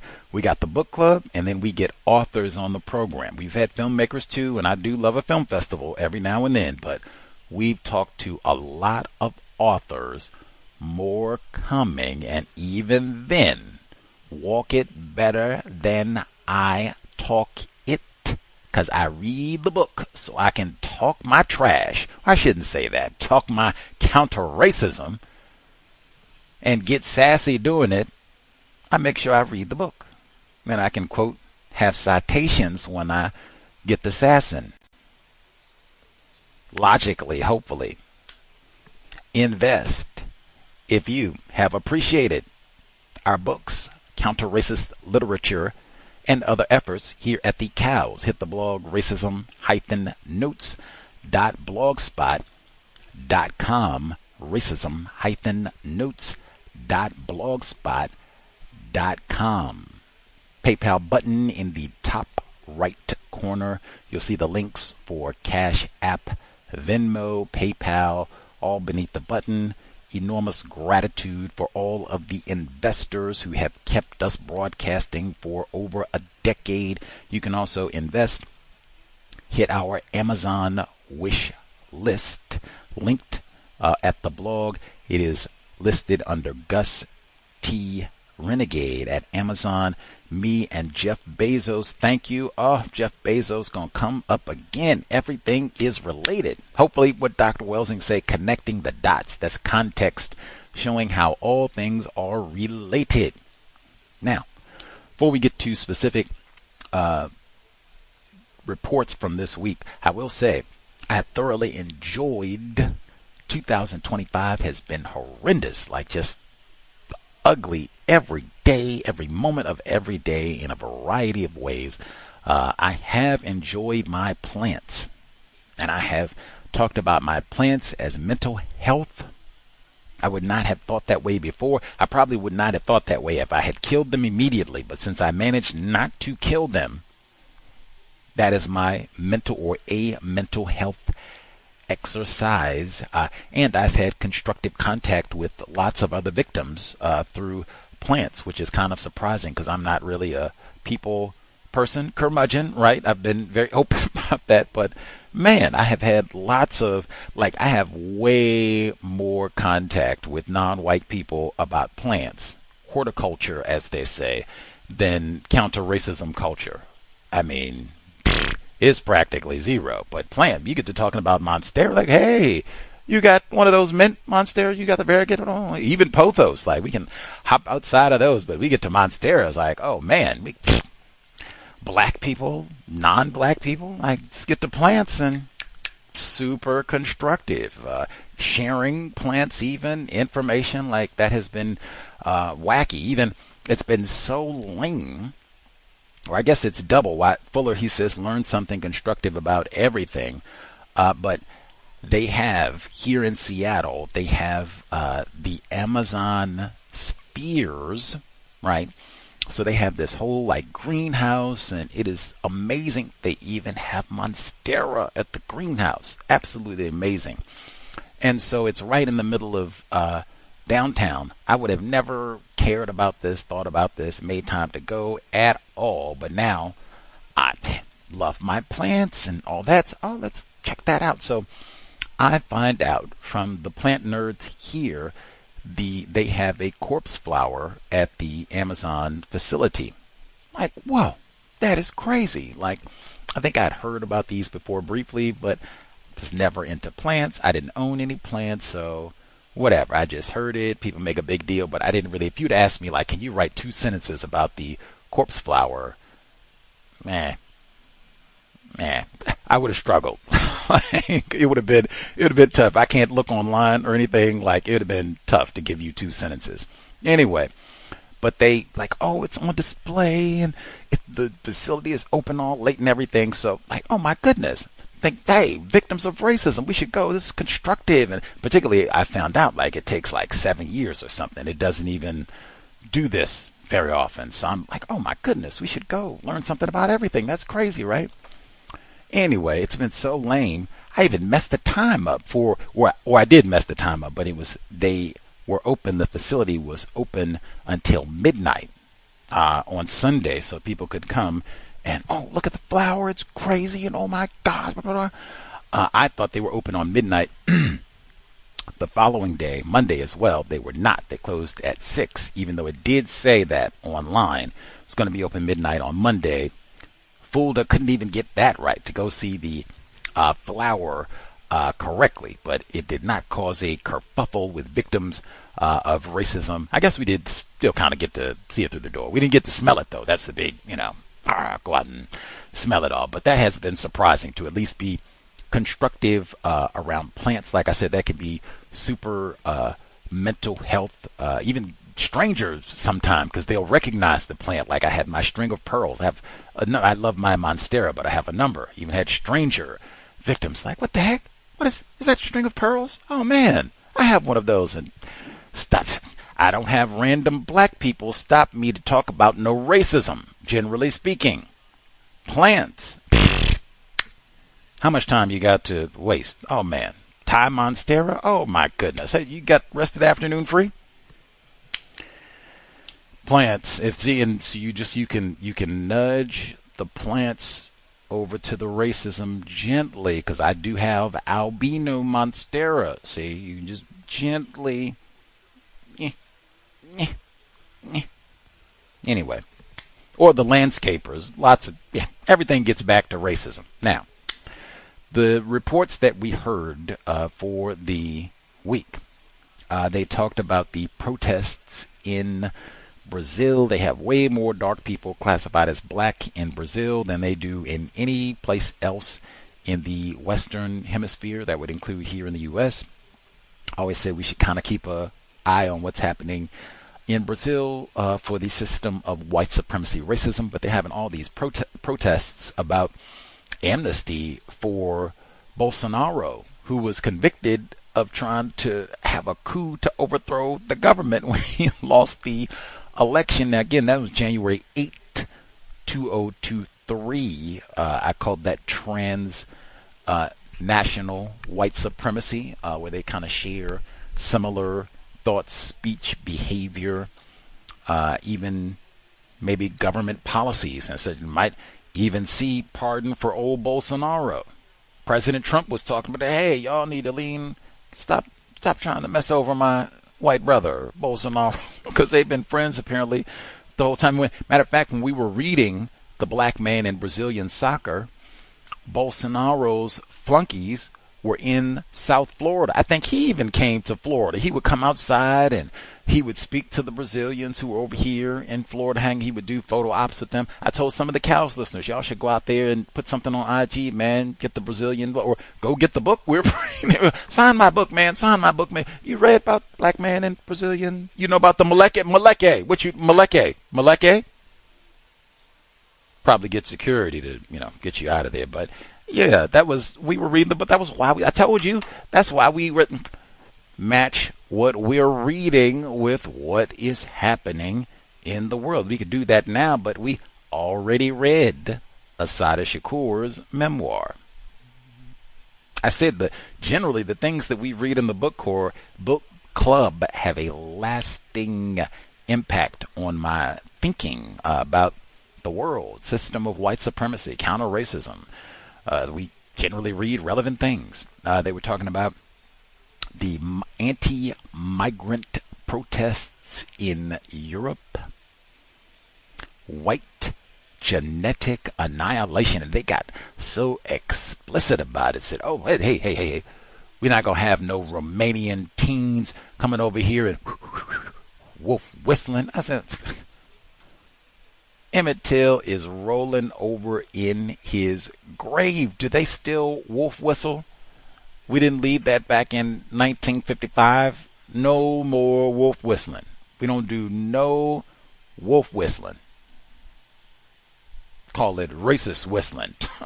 They out here raping women, and we not going to stand for it. I couldn't imagine, because they said this is happening across so-called Europe, where Judith Finlayson said that by 2060, 60% of the white dudes out here rioting in the streets, they will be infertile. That's white genetic annihilation too. But I can't imagine no hordes of dark people out jumping up and down in the streets, burning cars because they're upset about some sort of government policy. Like, what? What? Anywhere in the world, really? Like, what? What does it mean to, they said this is all across Europe. Whew. The Netherlands? Like, what? I want to go to Amsterdam. Like, what? What? Let's see. They had that segment on housing prices, and it's so expensive to get housing. Hey, we just won't have children. That is white genetic annihilation as well. Part of the racist plan even. Make it whole environment where white people don't care about children, but you have a whole environment that is hostile to children, hostile even to having children. More of the world that we will have for Judith Finlayson told us 60% of the white dudes in this part of the world, what I just said, Western Hemisphere, North America, or the continent of North America specifically, will be infertile by 2060. Lots of contributing factors to white genetic annihilation, even white people voluntarily not having children or not having enough white children, or not even being able to produce white children or enough white children. Might even be curious to know if the folks from the segment in the Philadelphia area, Collingswood I think is where, so-called suburbs, would be interesting to know if they had to get IVF or any help to get the one child that they do have. But we've talked about that before, like, man, if you're going to have children, making sure that you can take care of them, talking about that beforehand. Bill Russell talked about that in the book club, Second Wind, how his parents, they talked about, hey, let's not have more children than we can feed and take care of, so we don't have to spread resources thin and we're not really taking care of anybody. Brilliant. So we don't have throwaway children because we don't have the resources to take care of them. Let's see, the segment on the wildfire smoke. We did not read Parable of the Sower. Octavia Butler. That's fiction. It has been on my mind quite a bit. There are non-fiction books that get more to the point about that segment on the wildfires. If anything, man, traveling, especially once you understand white supremacy racism as a global system, and even if you don't, sometimes traveling, they say a picture can be 1,000 words. Sometimes just one trip can be can be 50 books in terms of learning, experience, lessons, logic. Just, wow, you get to see lots of things that you normally would not see. Those counter-racist research trips to California and Wisconsin over the last 12 months, oh my God, I was not even like super excited about either, especially Wisconsin, like, woof. But man, going down there and I coughed and complained, and the air quality, oh my goodness, I talked about that the whole time, and then to come back in weeks later, all those wildfires in Southern California, and I told you I had black people, because I talked to black people the whole time I was there. What do you all do about the air quality? This is horrible, and my sinuses feel terrible, and every day. How often do you breathe? I said that. Those wildfires happened at the beginning of this year. Oh my goodness. And when I brought this up, black people contacted me, strangers. I can't even really verify that they're black because I don't know them. We don't have no correspondence or nothing. They contact me, as they say, out of the blue to snicker and mock old Gus T. Now, that's common behavior. What specifically were they mocking, snickering at old Gus T about? Mocking and snickering at old Gus T because I had the audacity to get on this here program and say, man, I wonder if you all having problems breathing or other difficulties, air contamination, water problems because of the wildfires. I know you all aren't exactly in the area of LA County where this happened, but you are in LA County. You're within about 100 miles or so of where all this took place. So, I mean, whoa, that's saying I was complaining about the air quality before all of this, I would have lost my mind now. That's what they contacted me to snicker, mock old Gus T about.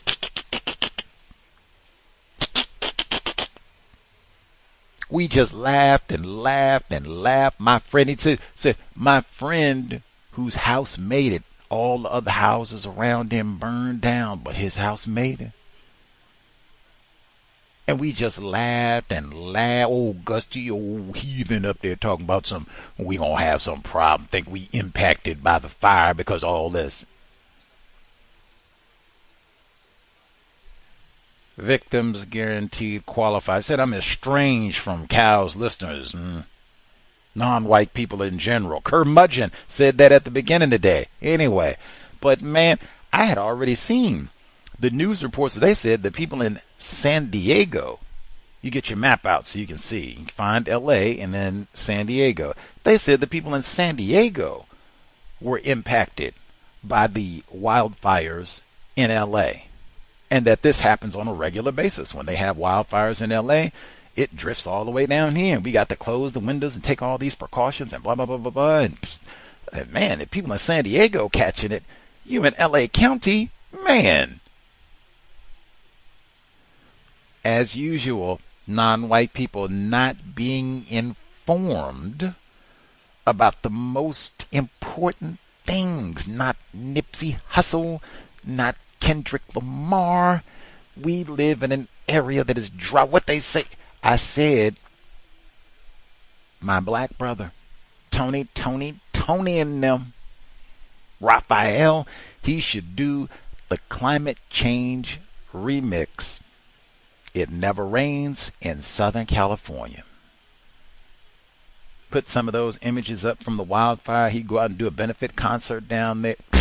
You are leaving millions on the table, Brother Raphael. Millions. You don't even have to give me a quarter.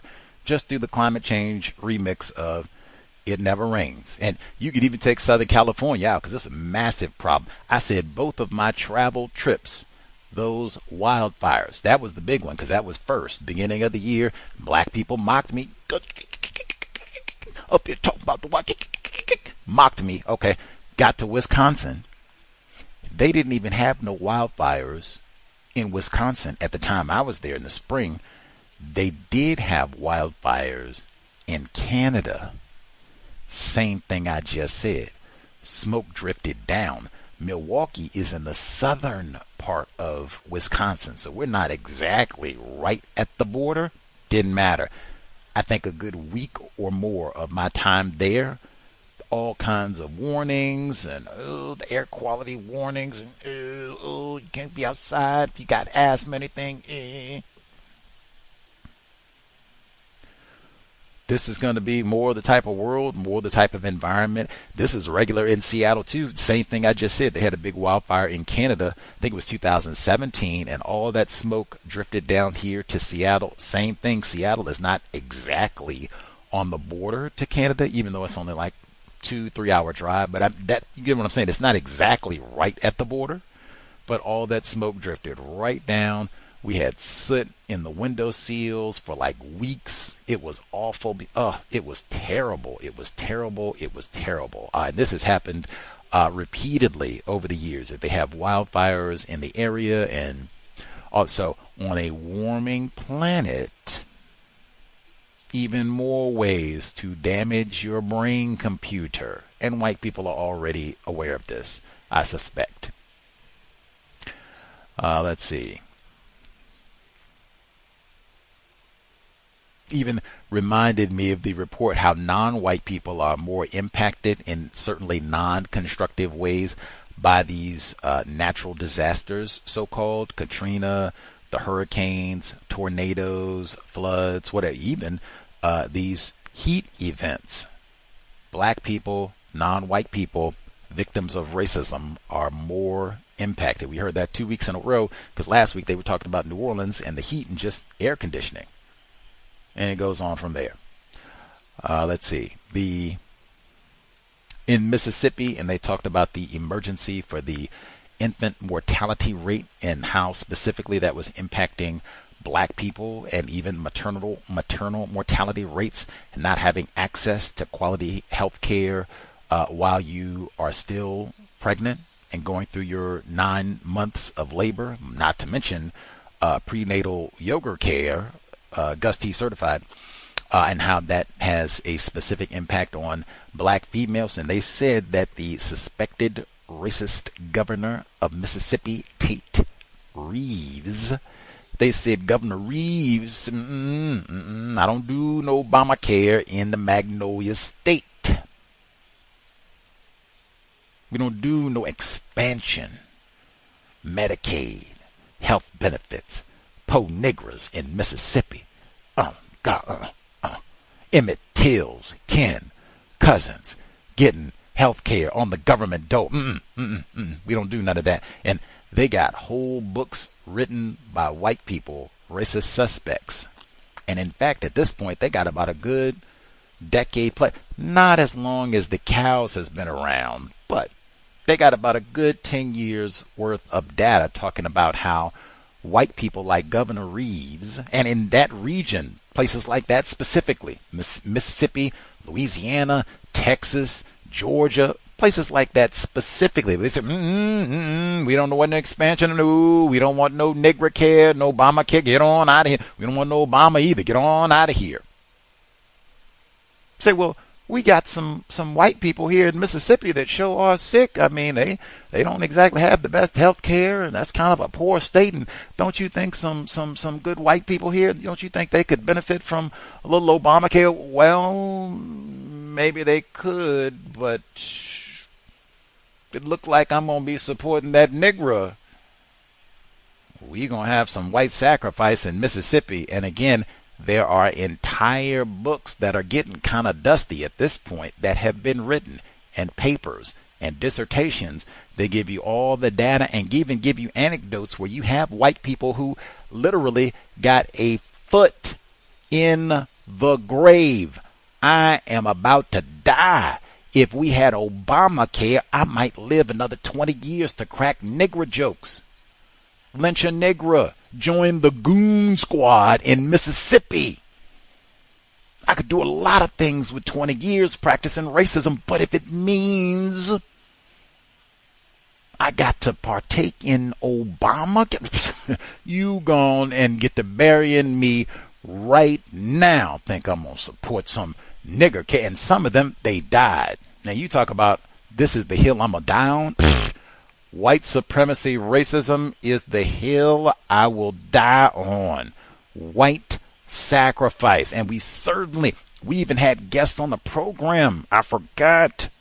Dr. Berkeley Friends, epidemiologist. She told us white people, they say it 3 times, white genetic annihilation. The more aware you make them, not enough white people. It's not enough white people. Oh, yeah. Forget Obamacare, anything. If it seems like it's going to benefit Negroes, it's going to benefit these wolf whistling dark Romanians coming in here and cutting a fool and wolf whistle. We're not going to have nothing. We're not going to have no schools. We're not going to have nothing. Think I'm investing, having some sort of care or anything. Obamacare, please. The Susan Smith, we had a listener who sent, thank you. He did not send me no YouTube foolishness. He did not send me no, you seen Brother Gus, what I seen on the Hulu? You seen what they got on the Netflix? He did not do that. He said, man, y'all are reading about Susan Smith. Did you see about black brother in Ohio who went out and carjacked a white woman with her child in the back seat? I said, what? What? No, I did not see about no Negro child, teen, gang, really, because it's more than one, where they went out and carjacked a white woman with her white child in the back seat. What in the Susan? Like, for real, no joke this time? He said, for real, and sent me the news clip and everything. Oh my God. They said the white mother leaped on the car. What do you think you doing, Rayon Hawkins? That's one of them's name, the privileged black male who did this, allegedly. Rayon, R-A-Y-Y-O-N, Hawkins, Rayon. That is an extra teaspoon of black male privilege. Got double Y's. Anyway, but Rayon and company, they done carjacked this white woman for real this time and drove off with her white child in the back seat. We didn't get a Susan Smith where they just drive. What? No, Rayon, come back. She jumped on the car. Died in the process. I guess that's what is supposed to happen. Someone Negro males try to drive off with your child in the backseat. That is what is supposed to happen. Anyway, they got them in. They are going to be tried as an adult, old Rayon, who was a minor at the time. But hey, you didn't kill the white woman, carjacked. And importantly, since this for reals happened this time, we're at the part of the book, Susan Smith, she confessed she actually killed these white children in the whole nine. We gonna forgive.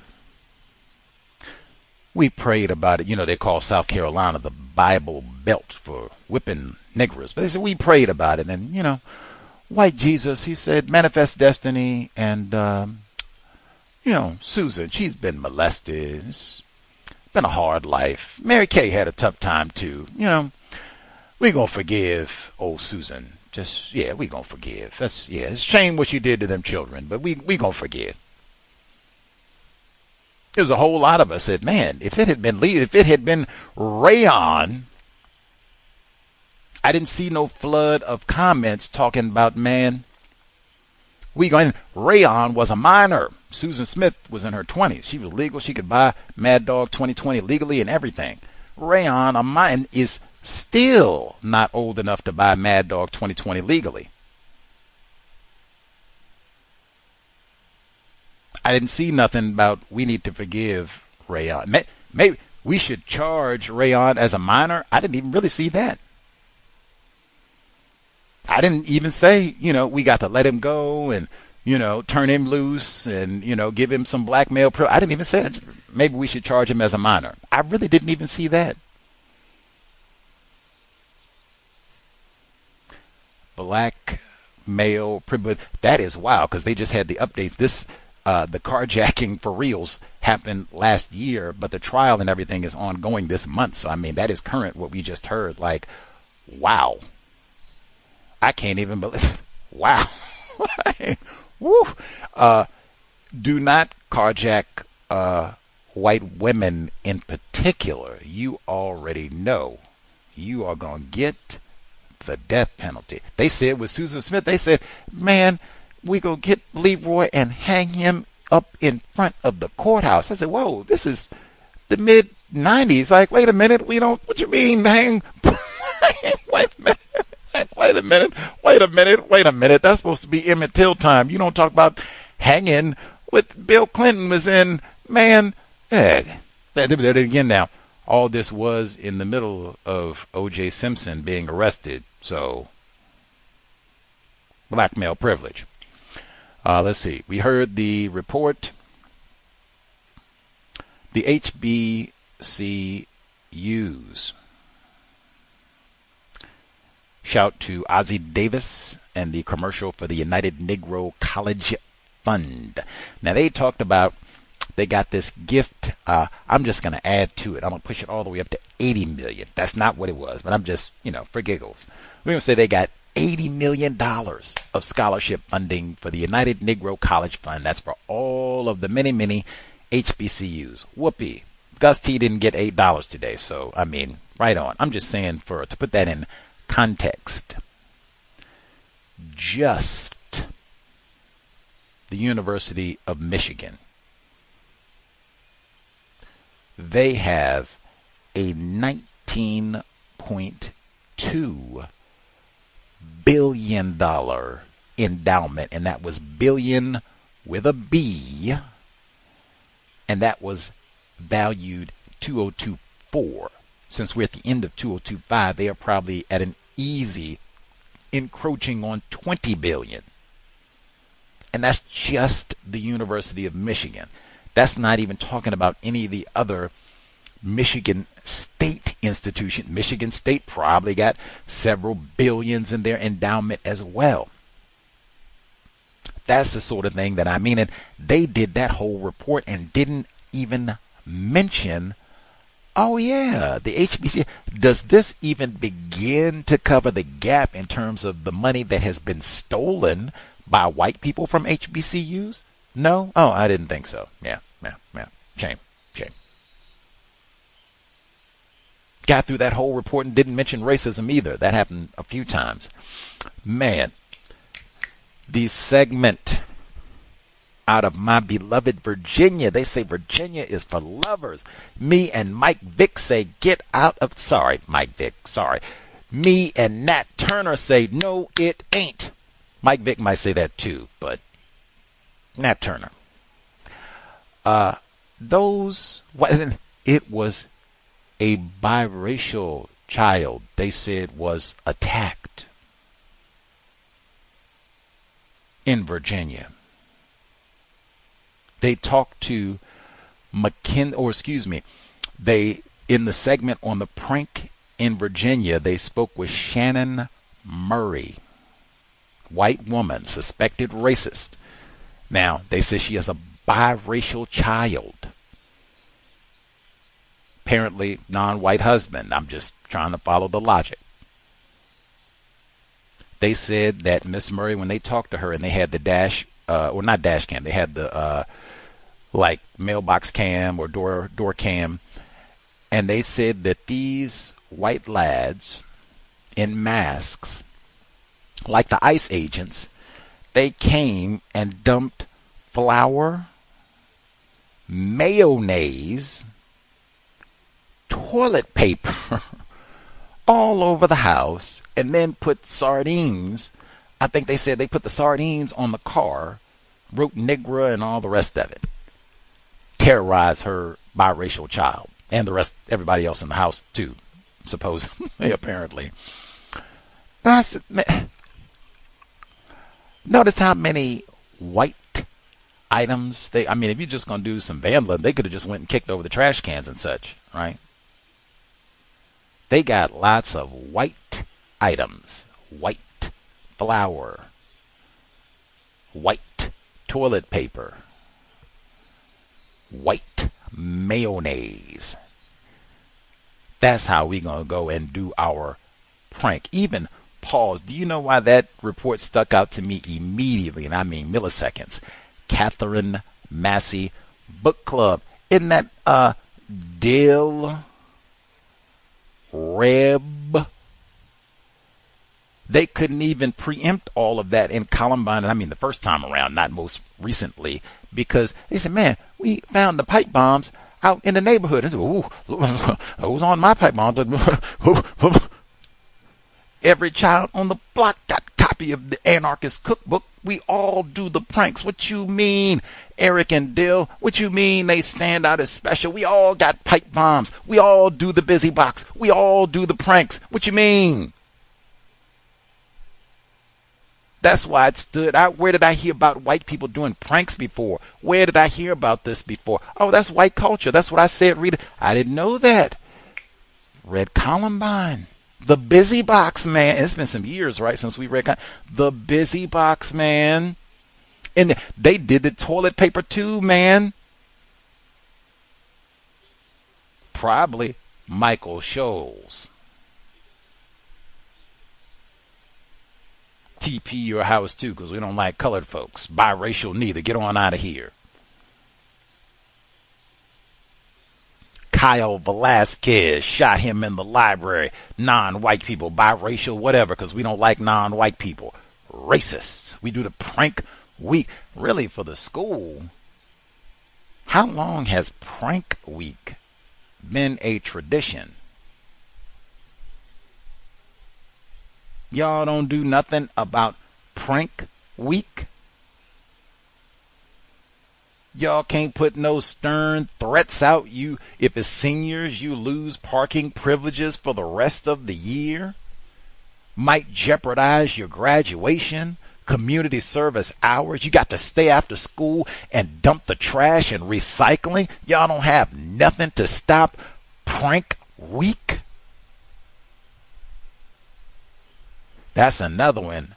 I'm going to bet you everything I owned, if that was Leroy, Jamal, Devontae in Virginia of all places, and they had a tradition of prank week, and we gonna go out and dump coal and black sesame seeds all on your and tar all on your front porch. Prank week would have never been started as a tradition.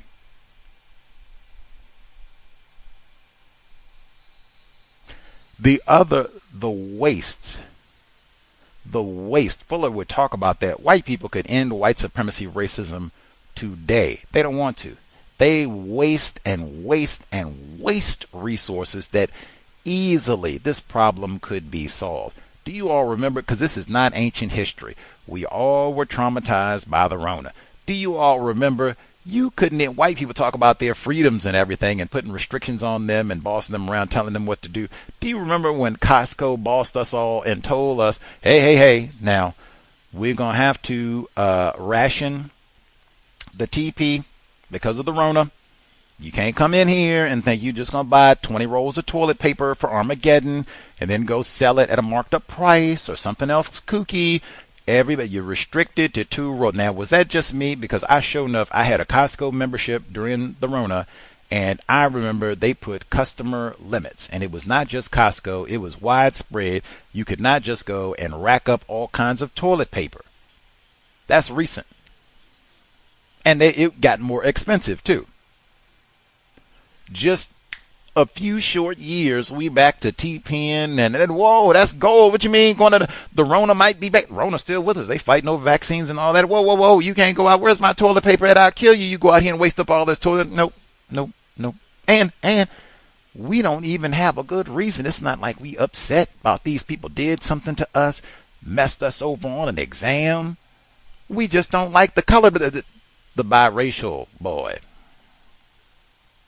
He wolf whistled.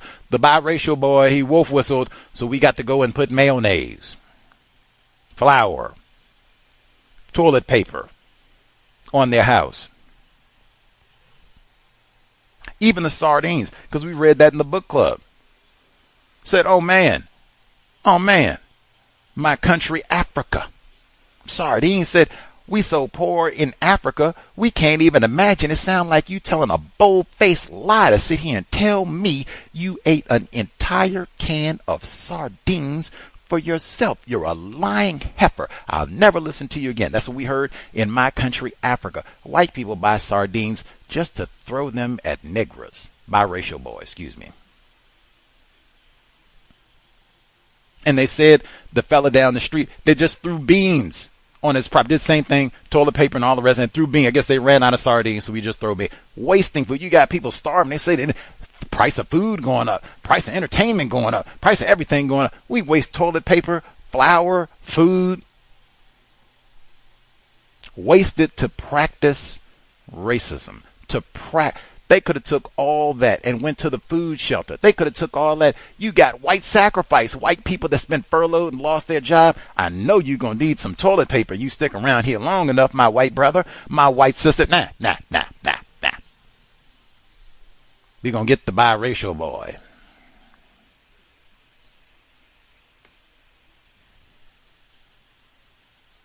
What does it mean to, because they say, hey, Obese, one more time, Obese, you lied to us. You said and these young people, they were in kindergarten when you said that old lameness, talking about our young white brothers. They do so much better. I see. So, because these young white hoodlums that did all this, they're younger than Sasha and Malia. Got to be. Using logic. Got to be. They're supposed to be way more improved. Nope. spraying mayonnaise and toilet paper on biracial. Like you. It be you, Obeezy. It be you. It be your children. What is that? Quadroon? What is they got different, Negro College Fund. But it be you and Malia, they putting mayonnaise.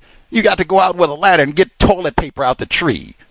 We don't like the biracial boy. Talking about Obama, we don't like the biracial boy. Parents told me about you. What in the world? What in the world? For real, and that's what it is. Why did you do that? Parents told me about you.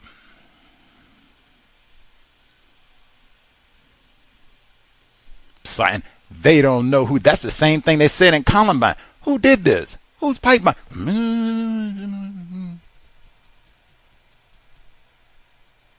They don't know who this is. Prank week is a tradition. They got the camera image. They don't know. And they came in a vehicle. Everybody got dash cam. They don't know who did this. We can't identify the vehicle. Nobody know who did this. Hey, Rayon with 2 Y's. He came forward after the carjacking.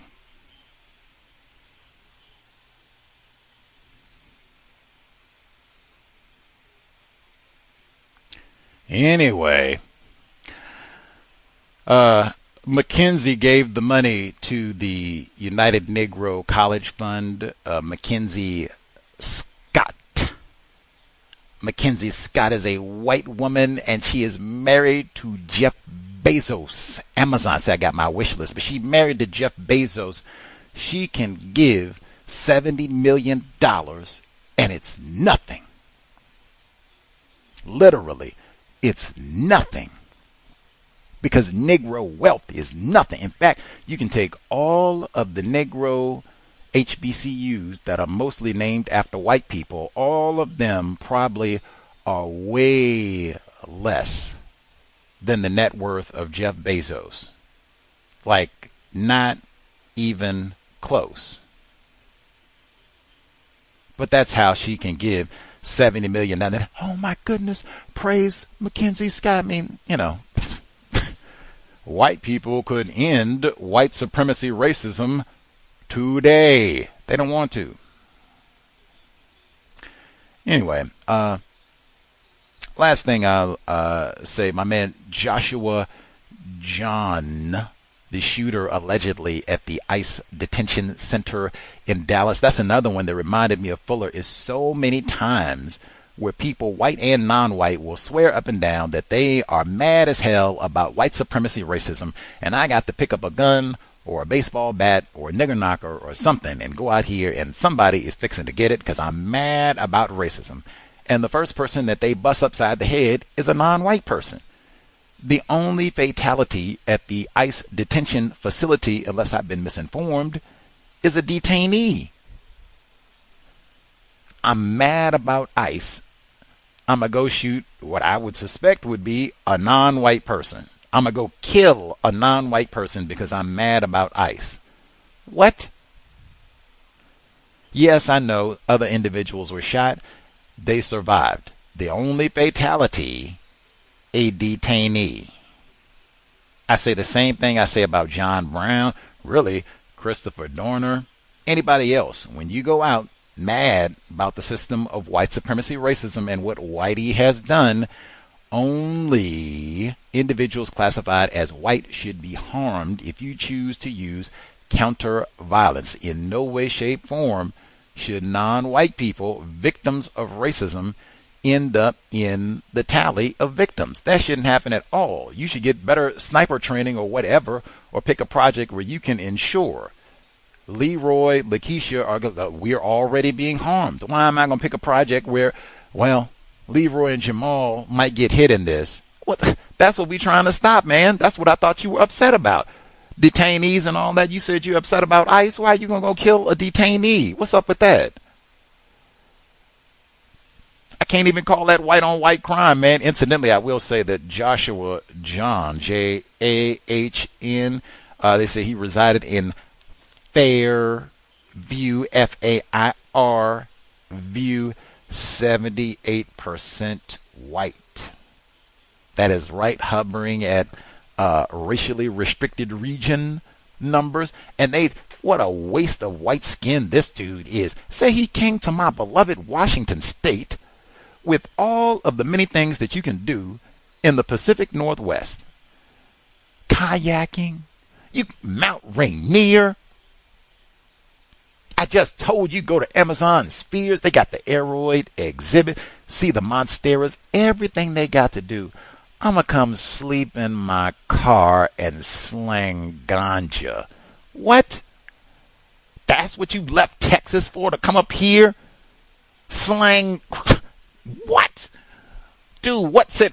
White people looked at him and conclude, waste of white skin. Said, Joshua got no direction. What? What?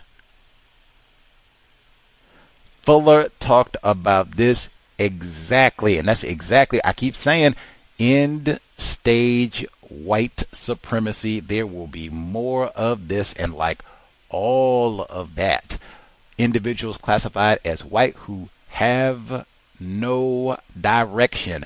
My interpretation of that is, Fuller told us, he said explicitly, people classified as white, they have made it their business. Their reason for being on the planet is to practice white supremacy. You take that away, what a minute, what? I guess I'll go to Washington. They got cannabis. I don't know. Race soldier, that's it. That's my purpose for being here. We're not going to mistreat niggers. What I told you for the ICE literature, I said they should show white man with a whip on a horse. And that sounds like almost what they did. You want to lash niggers? ICE. Then come back and say we're going to get Antifa and the extreme. When they did that report and they said we talked to Peter Semi, he researches extremists. We had Dr. Peter Semi, white man suspected racist, as a guest on the program at the beginning of the pandemic, 2020. Why did we speak to him then? The Boogaloo. Remember that? They were going, that was when white people, Turner Diaries, they were going and shooting up the electric stations, which they have still been doing, messing with the water supply. All of that. Said we're gonna try and just totally cause chaos, and then we can go get our AR-15 and shoot lots of niggas, maybe some detainees too. But we had Dr. Peter Semi as a guest on the program, and I asked him, I said, man, my white brother, you've been doing this research for years. Do you all research white supremacist terrorists, Timothy McVeigh and such? I had to ask him twice, and he said bluntly, no. That was in 2020. That's 5 years after Peyton Gendron. White supremacist attack in Wisconsin. Everything that's happened at Obama, historic number of death threats. They had those town halls with white people walking around with guns. You had all that happen. President Trump getting into the light. You had all that happen. Have y'all investigated white supremacist terrorism? Nope. We got the black identity extremists. I said if Assata was still with us, oh my God. The order Trump signed this week, number one, terror, Gus T. Renegade, terror. They be going down the list. Neely Fuller Jr., Antifa, Dr. Wells, Antifa. I didn't even get a definition when he said they were going after the radical left, because they call us radical all the time and militant. I just heard that yesterday. They said that about Gilliam Edwards, blackmail. He was in a neck brace in South Carolina. All he did is, man, they lock up all the black dudes down here anyway. Hey, no black person stole a child. White people just blame us. Oh, we got another one of these militant Antifa Negroes down here. Oh, man.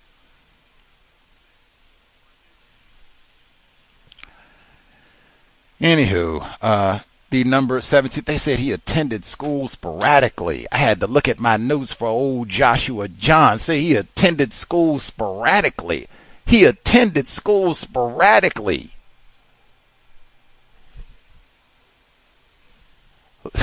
End stage white supremacy. Remind me of Edward Snowden, Mark Furman. Remember, say you went to not one, not two, 3 different community colleges. I had never heard of that, and to be truthful, still subsequently have not heard of such. 3.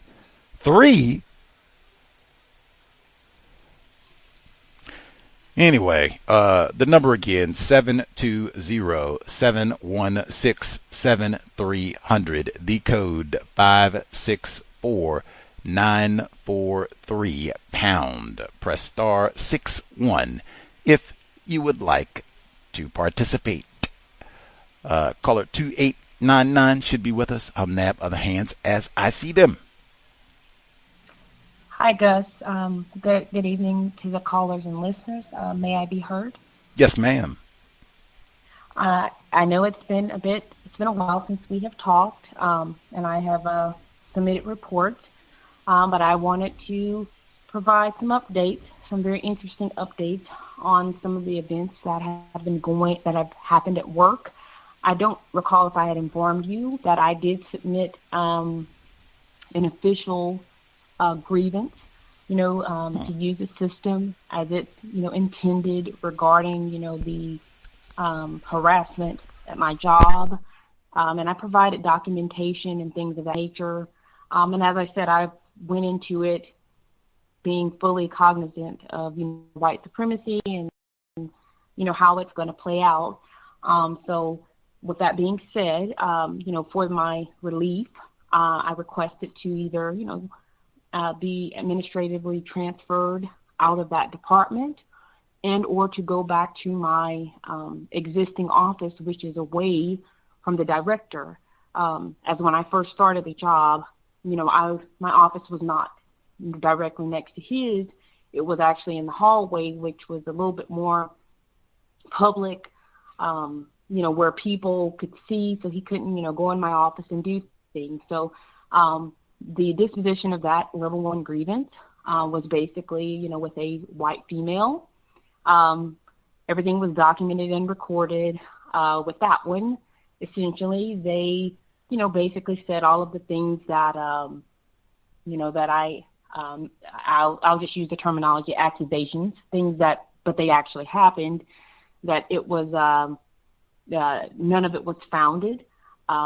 For the reprieve, they offered me to have a mediation with that supervisor, in which, I respectfully declined to do that.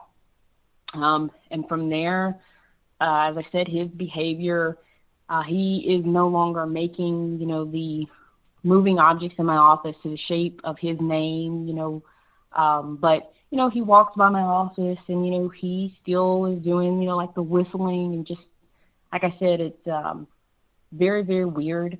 So I was able to escalate because we have a tiered process with grievances, certain levels. I escalated to the next level up. And with that one, I had the hearing officer was an African-American male. He did not seem, of course, it's human resources, and he didn't seem very,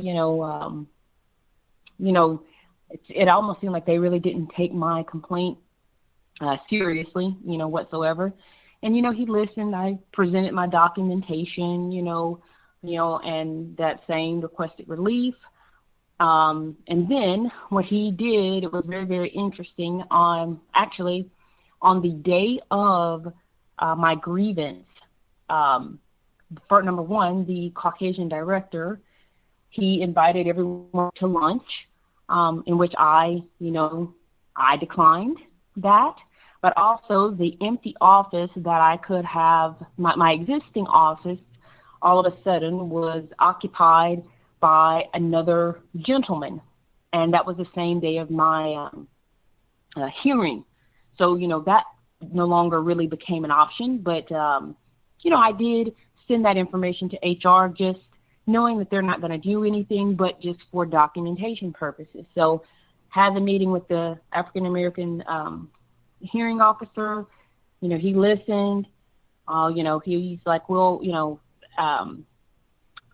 have your, response and whatnot. And then basically, he was like, he just emailed me and he said, this was a Friday. He's like, hey, I wanted to meet with you to discuss your concerns. And I was kind of thrown aback, and I, confirmed, is this regarding, the disposition of it, or is this regarding, additional information you may need? And, he, if I recall, he was just saying it was casual. He stated, do you want me to come to, your office, or, well, actually he kind of pitched it where he is coming to my office to sit in there. And keep in mind, proximity, the white male boss is right next to me, but I think he had been out and had a meeting. So the HR officer comes in, he's talking to me, basically, essentially, Gus, just kind of shooting the breeze. And, the first thing he says, I know how hard it is, for us as people, especially being the only, one in your office, referring to me, being Black and also female. And, he kind of did that little spiel and that little talk. And he said, how about I be, a resource, for you, if you see a position that you're interested in, I can put in a good word for you. And to me, Gus, I read that, basically, if it's not on paper, if it's not documented, it didn't happen. Those are just words. And so, I listened to the gentleman, and really he didn't bring anything new to the meeting, no new information. So he leaves, and then that Monday, basically he sends me the results of his hearing, of our hearing, and for the most part, it is sustaining level 1, and it's, basically saying, we expect you to move forward in a positive and open, communication, within your, department. So really it was not very, nothing, beneficial happened. And so, we have another due process where that was also, escalated. And so, right now, at this point, I have sought legal guidance, and I had an attorney to review the level 1 and the level 2 grievances and, the issues, and I submitted that. And, according to the policy and procedure, that level 3 is supposed to go to, like, a board member. I work for a governmental body, but it's supposed to go relatively high. But the gentleman they have assigned to level 3 is a Hispanic male. I have yet to have that level 3 hearing at this time. So I submitted my paperwork. Like I said, I had an attorney to kind of draft up and kind of recite, case law. And, she was a little bit baffled because she said, even with the magnitude of what's going on, why is it they just simply won't administratively, transfer you? Why are they, making you apply for positions, which I know, I'm not going to get them because I've had that same director and boss, block positions before. And so, basically, I'm at a point where I'm just waiting on the next HR person to, interview me. But in the interim, like I said, the white male director, he is, he still does move things in my office. I come in and my drawer is like open. He's not doing the initial things anymore because I was able to take pictures of that. But he still, does little things. And when he walks by, my desk, he will, whistle and do, little things like that. So that's, but for the most part, well, in its entirety, I don't talk, to him unless it's work related. I don't go back there. Pretty much any all communications is related to work, and that's kind of how we are at this point. And I have these coworkers that make these comments. Like they had a luncheon earlier this month, and I did not attend. And I had a Hispanic manager, say to me, came to my office, and he said, I don't know if you were personally invited or not, but I just want to let you know I want you to come to this this luncheon. And I just kind of looked at him, and I didn't really give anything committing to it, and I didn't go. And then I think like a day or so later, he was like, well, you're going to be at the one, we want you to come to the one for next year for sure. I'm going to be on you. It's like they're essentially kind of implying, you're still going to be here. You're still going to be with us, because I'm actively, trying to transfer. So I just wanted to kind of share where we were with that. But, right now, I haven't been fired yet, but, as I told you, I had a goal of if I can, make it until about January or December, and then I'll be vested, and then I can move on to a different, governmental body. And the final report to tell you, which I think is so interesting, because like you've told me before, how white people really watch you. In the morning time, for health reasons, I always take like a walk. I always walk outside for like 15, 20 minutes and turn back around, come to the office. Well, that same day, I had to go to my son's school to drop off like some medication. And so I ring the bell, and I noticed that the, person doesn't, ask for identification or anything.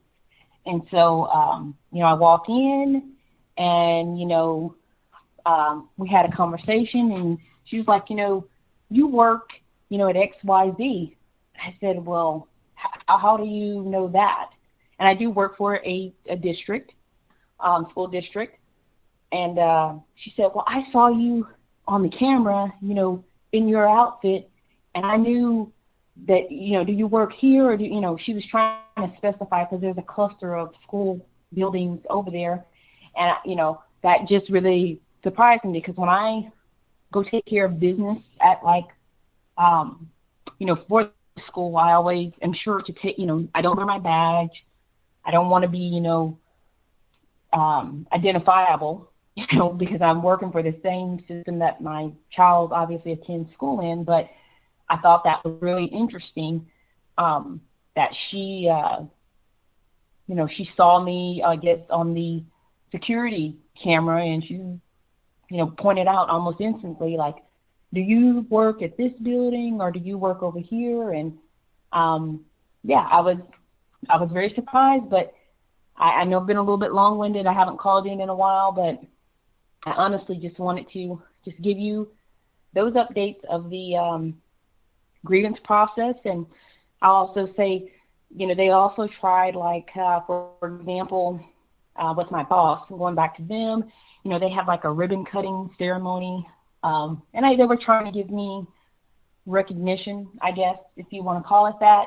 But, the only recognition that would have mattered to me is if, they're going to pay me like they're supposed to pay me. I don't, care about being, on the front and center and getting attention, so I declined, that, and I don't think my boss was, very happy about it, but I basically just, said, I'm going to have to, I need to stay in the office and, take care of things and catch up on, the work here. But that's all I had to say. I'll mute my line, but I just wanted to share, where we were with the, I guess, reports, and, how I had finally decided to just submit it. And, as I said, they won't transfer me without me competing at this point. And so, as I said before, I have an attorney involved in it, so I don't know where it's going to go, but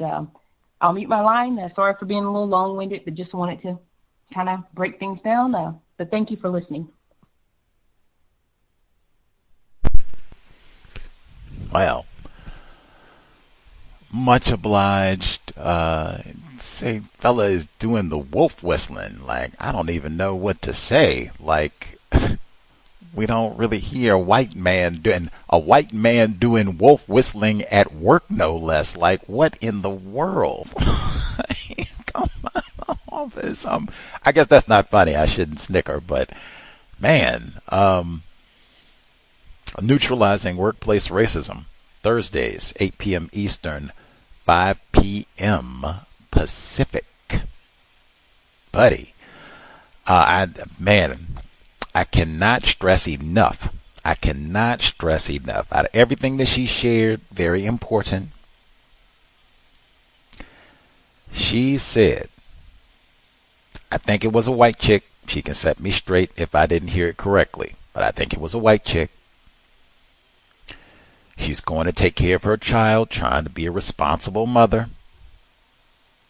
The white chick said that she saw her outfit on the security camera.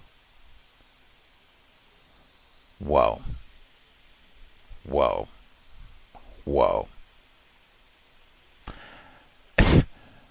Assata Shakur's godson, unless I got it incorrect, Tupac Shakur, told us, all eyes on you.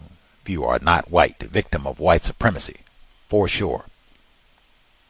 She picked her out. Oh, I've seen it. Oh, yep, that's the heels and everything. Yep, that's what I thought. Now, I do think it's important for context. Really, everything that she shared, even this white fella who's been wolf whistling her, attractive young lady, goes to work and is not out here trying to be salacious, flirting, anything, professional, doing her job. Earn some money, take care of her son. Whoopee. Not on welfare.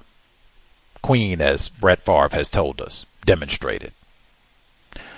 Man, if you are fit, and she goes out to get her exercise, do her little walk, right, to start her work day. If you are a non-white female, really any age, and you look like, hey, I drink a little bit of water, maybe do a little walking, do a little yoga, take care of myself. You don't have to, dress, be provocative and wear, short skirts, anything like that. She didn't even tell us. Boy, Gus, you should have seen it. Boy, I had my pumps on and everything. I was looking right that day. Boy, that heifer was jealous. It really doesn't even have to be that at all. It really can just be, you look like maybe you are about some black self-respect. Maybe I don't eat McDonald's. Maybe I don't drink sodas. Fruit by the foot. Lunchables. Chips Ahoy. I eat some broccoli. Bok choy. Get a few carrots in. Beets. Take care of myself. Get a little exercise. Whoa. Like, race soldiers have invested so much to have us decrepit and in poor shape and barely about to die. You come out there looking radiant, like, oh man. Even apparently it popped out on the screen. She said, oh, look at that, man.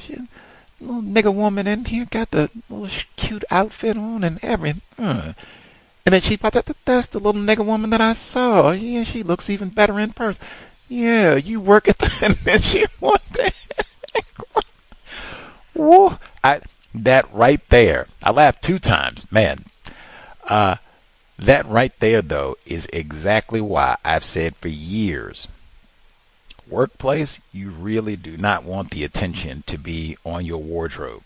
Because I've never heard, like in all the years, after all that happens, it doesn't result in a raise. It's not in some even helps you get moved to that vacant office. Nothing. If anything, if you look too cute and it seemed like too many white men are coming by, wolf whistling at you and everything, ooh.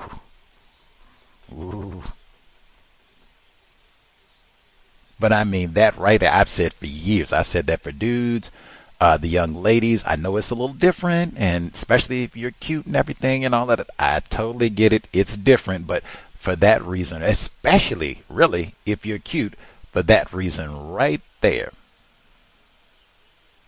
all racist eyes will be on you anyway. In the workplace, you do not want the focus on your wardrobe, hair, accessories, none of that. I say for the workplace, that's why I say your hair, they see your hair one way, it never changes. You have your work like uniform, really. You have all of your really like, wow, outfits where you can show out, man, tight waist, boy, I've been working out my legs and everything. You do all that stuff. Free time. Workplace, nah, super conservative, dare I say frumpish. I've said for years, you have one pair of slacks, one top, same color. You can have 5 pairs, same bottoms, 5 pairs, same tops. Almost looks like you wear the same thing every day, so nothing would stand out about your wardrobe. Nothing at all. You're clean, professional, here to work. Don't have, she didn't tell us about accessories or anything like that, but yeah, I don't do males, females. I don't have no gaudy jewelry, anything like, nope. But we're not here to talk about my earrings, bracelets, none of that. Heels, none of that.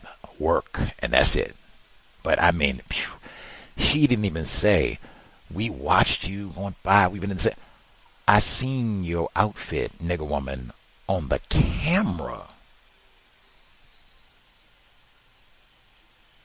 Whew, man. And even you see the tackiness of it because she didn't say, wow, you look so good. Wow, I'd seen you. Or you are working that dress, girl, or whatever, them heels, boy, I seen you. She didn't say all that. She could have given you a little sisterly comment. Same thing with Assata. You my feminine sister. I got your back, girl. She didn't do all that. It was just, where do you work at? we have to see, where do you get all these nickels? Be walking around here with your head up high and looking good. I don't even look that good. Where do you work at exactly? Go see if I can put a word in. And Gus, may I say something yes, really ma'am. quick? And the ironic thing is because, with my position that I work in, I have access to cameras where, like, you can see, but I've never taken it on my interest to, I need to see, like, okay, our entrance for my particular department. I do have access to see other places, but with her, they're all the way, like, they're not really just right down the street. I mean, so you have to, like, actually intentionally, because I can see certain buildings and things, but I've never taken it upon myself to be that interested, just, where I'm sitting here watching people, walk for exercise. And, she saw me, walking in the morning. And then when I, dropped my stuff off at dropped my son's medicines off at the school is when that happened. So it's just like, to me, that's insane because I've never met that woman in my life, and for them to do that. So, like I said, I have access to cameras and things where I can see, but I've never taken it upon myself to observe people that closely. But again, it's a different mentality, I guess.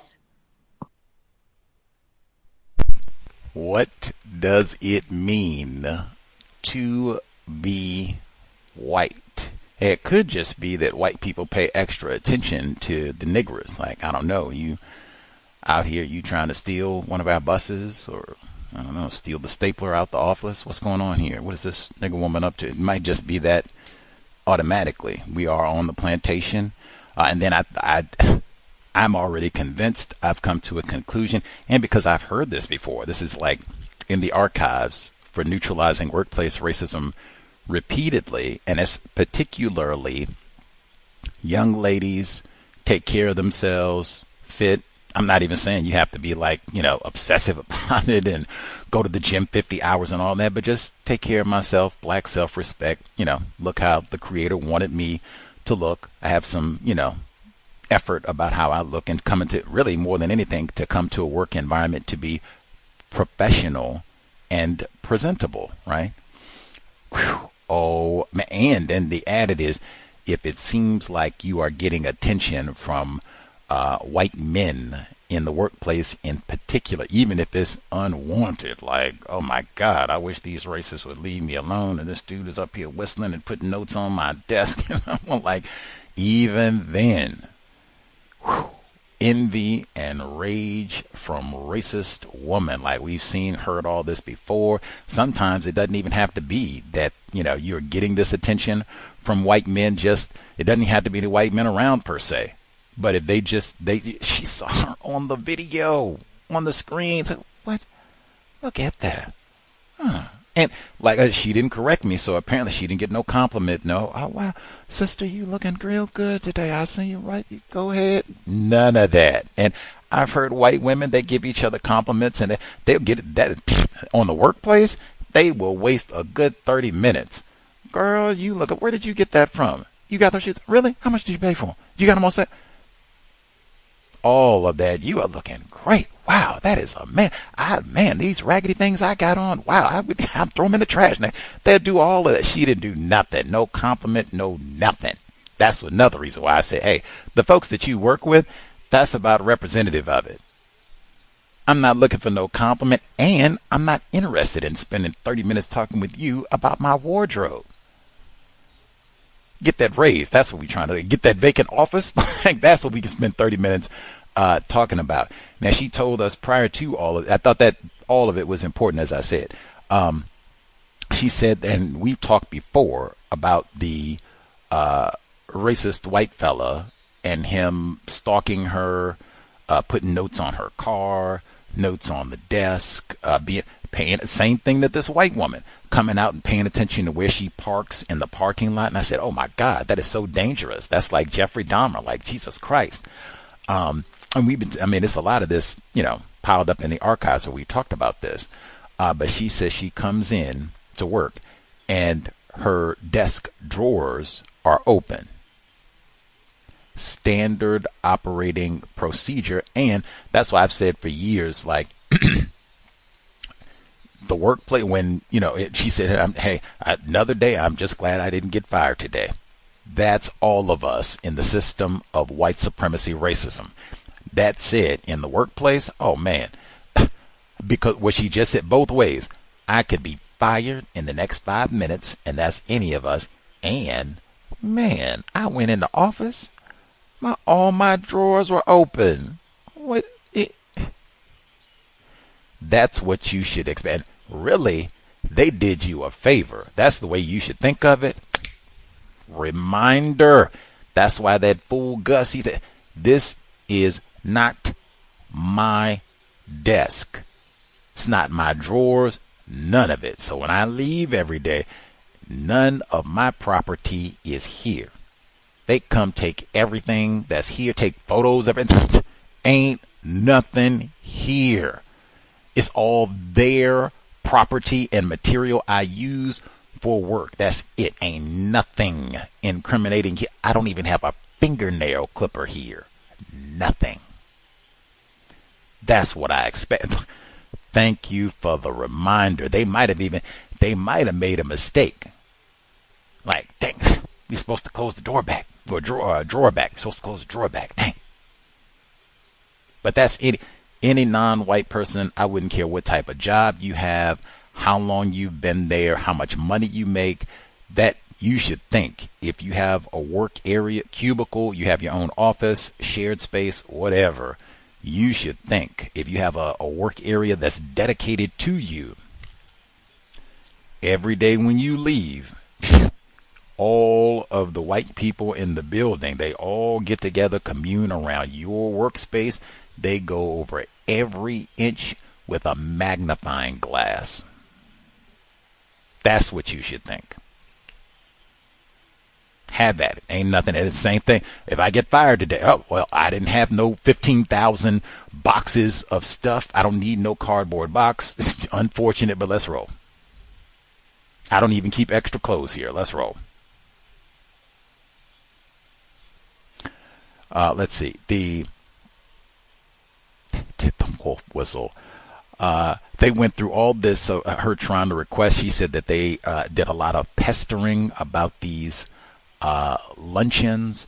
I can only. She said it wasn't in writing. They can come and verbalize. They got good things to say about you and all this and that. I'll put in a good word for you, whatever that means, in writing. If they got some kudos, accolades, you're a great employee, you can put that in writing. That's the sort of thing that is wonderful. It comes time, bonus, end of the year's coming up, promotions, all of that good stuff. Hey, put that in writing so it'll be in my personnel file.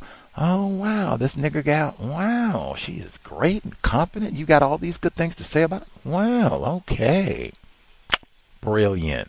But that super suspicious, and they got to come and needle me. You weren't at the luncheon. You sure you're not going to come to the luncheon? Well, we going to see that you at the luncheon next year. All I say about that stuff, be aware if it's a work environment where you want to stay for 20 years or what have you, if that's the max that it's going to be, fine. Now, I will say, if I think going to the luncheon like once per year, once every other year, you can codify, a frequency rate, but whatever. But if I think going a time or two might help me get that vacant office, I would go. Maybe I go for 30 minutes. Oh, hey, Carl. Yeah, good to see you. All right. Yeah. It's been a good year. Well, it's been a year. Yeah, it's been a year. Anyway, right. Right. We had a good, we stayed for 30 minutes. I've said hi. I'm out of here. Now they can't come and do none of that. Oh, okay. Yeah, you did come, hung out for a little while. And I would already program how long I'm going to stay. If I think I'm going to try and stay here for another, maybe I want to retire here. They got a good, retirement package. Or at least I want to stay here another 5-10 years, that type of a thing. Hey, maybe I do the luncheon. But Gus, they weren't going to give me, because the vacant office was my old office that I used to and used to be in. And like I told you, on the day of my grievance, I requested that. And so they went kind of, and I guess screwed me over and put someone else in the office because it was going to make it where I was further away from my boss. So I really don't have any, I don't have any allies, in the whole situation. Because, like I said, that's where the office, when I started working, that's where I worked. But my boss wanted me closer to him, so that's why they moved me. And when I was going to have my hearing, they magically put another guy in that office. So that leaves me where I'm, stuck to my boss. So they're just, like I said, as I said, I could be terminated. And, at this point, if I can just hold on till about December, January-ish to be vested, then, I will be fine. But, I'm just going to pursue, just have the attorney kind of work with them on that because, she's, as I said, she doesn't understand why they just won't, just transfer me out. And that resolves the whole problem. And what it boils down to is that it's my supervisor. He wants you to be close to him. They just, and even that's another great illustration, Fuller, again, white people could solve this problem today, like right now. That's not what they want. They like practicing white supremacy racism.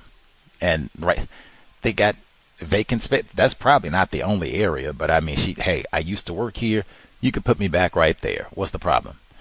And they just, even she said conspicuously, same day they put white dude, put him in the office. Well, it's occupied. It's not a space. So, we'll just move forward. It'll be fine. We'll be fine. And then The white, now, at minimum, she said the white fella, at least, I guess he maybe changed some of his tacky behavior, slight modification, but then he still does the whistling and rifling through the drawers and, you know, who knows, whatever else, spying.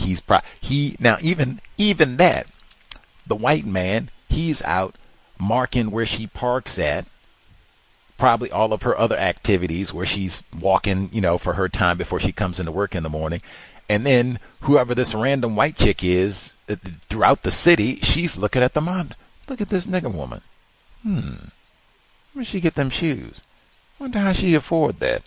I'm gonna write that down. See if I find out where. Like, what the? White men and white women, as I move throughout my day, eyeing me up and where I park it, my every step is under surveillance. Literally. From the time I hit the parking lot. That is the system of white supremacy racism. Like, wow. Like that right there is why I say we should talk about the workplace a lot more. Like, if every non-white person had that understanding, some aspects of codification, it would just be no-brainer. Like, a black person stealing something in the workplace? Are you serious? Like, get out of here. Like, even a black person, male or female, I don't, I'm trying to impress and, show off, my fashion sense in the workplace. Are you serious? Have everybody wonder, where did you get money to buy that? Where did you? None of that. Like, we would be so much more codified, just grasping, oh, this is what it means to be white, and these are the types of behavior, really racist conduct, that I can expect in the workplace.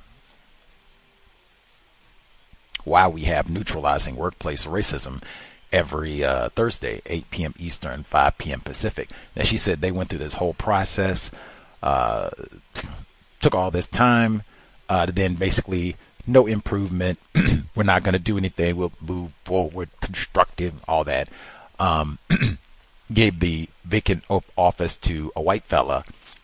If you had this to do all over again, would you not do the grievance? Would you just, hey, I'm asking white people to correct this racist white fella, and these are his friends, maybe even relatives, I don't know. They're probably not going to do anything. It'll probably just be a waste of time. It better be to, I can just work on my resume or, whatever. But it'll be a waste of time to pursue this grievance because white people won't do anything. If you had it to do over again, do you think that would be the better option, the more logical option? Gus, I don't think it necessarily would, because I guess my goal right now is because I filed a grievance, and pretty much, if they do, start writing me up or putting me on a performance improvement plan, that is grounds for retaliation. So in a way, they'll be less likely to do that. And that gives me kind of like a window until I can vest and be out of there. But I think it ultimately, yes, I think I would file it, because whenever I guess I'm still a good employee, but, whenever I've been taking that crap for longer than I should have. I mean, nothing really changed. At least I just have more black self-respect to say that, I did my part. I filed a grievance. Yes, I'm in a system of racism, white supremacy, and nothing is probably going to change, but I still, did what I needed to do. And at least for, they're less likely to just fire me because I just officially put in, like a grievance, and they don't want a retaliation claim. So ultimately, yes, if I could do it all over again, I would do it. But one caveat is that I would do it sooner. I would do it immediately to nip it in the bud, because I think by me trying to, going against a director and being an administrative staff person, I think that I was, hesitant and scared, knowing that, they're going to take his word over mine. But I should have nipped it in the bud. So I have to kind of blame, I guess, myself for that, for not doing it any sooner. But overall, yes, I would file it. We just would have done it a lot sooner. Sorry about that. I'm accustomed to being muted. I was going to verbalize thinking I was muted. It is scary. Like, oof, got all these powerful white people who, like I said, I was not being funny. I was being serious. They might be his friends. They might be his relatives. I don't know. But, I mean, he did get the job somehow, and there's a lot of nepotism within the system of racism. So it is scary. So, yeah, I don't think that's anything to criticize yourself about. Like, I think that is a logical fear to retribute. They fire lots of black people for no reason at all. So, speaking up about a powerful white person suspected racist mistreating you, when even they apparently can get other non-white employees to come and tell you, man, hey, it's tough because it ain't that many of us here. Like, man, if anything, I have said for years, just because you work with other non-white people, that does not make them brothers, sisters, whatever. That might have been this person's assignment to come and, say that to all of that. If you want me to put a word in for you, if something comes up in the future, and that might have been their total assignment from the very white person that's been wolf whistling at you and everything, to go and talk to you and report back, see what she says, and all the rest of it. So, right on. Intelligent. You do not expect brothers, sisters in the workplace. United, independent, and being honest. If you're going to pursue something in a workplace, to make a formal report, what they call grievance, be very honest about it. You're probably going to be asking other white people to intervene and solve this problem that white people created, to maybe even punish other white people, which they rarely. White people don't even like punishing white people when they mistreat. They said, we gonna forgive Susan Smith. They were just talking about letting her out of prison. She didn't kill 2 white babies. They don't even have white babies, and she killed 2 of them. Important to be honest about that. And it seems like she was being very honest about that, and the time. I think that's important too, because it seemed like this wasn't a one-day thing. Like, we talk about it and come back, and come do lunch, all this old nonsense. But it could take a long time. I mean, a long time could be weeks, could be months, could be a year. Like, be honest about that too, that, hey, as long as it takes, I'm going to be patient, and I'm going through the duration of the process, see it to the conclusion, and work out in my favor. That is frequently the case, but I'm still going to do it. Be honest about that, yay or nay, from the very beginning. But wow, that is, I'm always passionate about the workplace stuff. Woo. Neutralizing workplace racism every Thursday, 8 p.m. Eastern, 5 p.m. Pacific. Again, that right there, that is way better. Like, Fuller, genius. He said, white people can show us better than I can tell you. For years, I've said that, not just for females. I said that for everybody, for all of us. You get in that workplace, that is not the time to come and show off your fashion sense. And ooh-wee, they should put me on the cover of GQ. And wow, it's not going to get you a raise. You already got too much attention in the system of white supremacy racism. You're on the workplace. You do not need any attention or eyeballs on your wardrobe. All of the attention is going to be on my work, my brilliance, and competence. Not, where did you get that? How did you afford that? This nigga woman is wearing what? And like I said, especially you got some black self-respect. You take care of yourself. I'm attractive young lady, attractive young man, can't say young man, but attractive young dude, attractive young lady. Oh man. Oh, you're an attractive young lady. You take care of yourself. Don't be competent on top of all of that.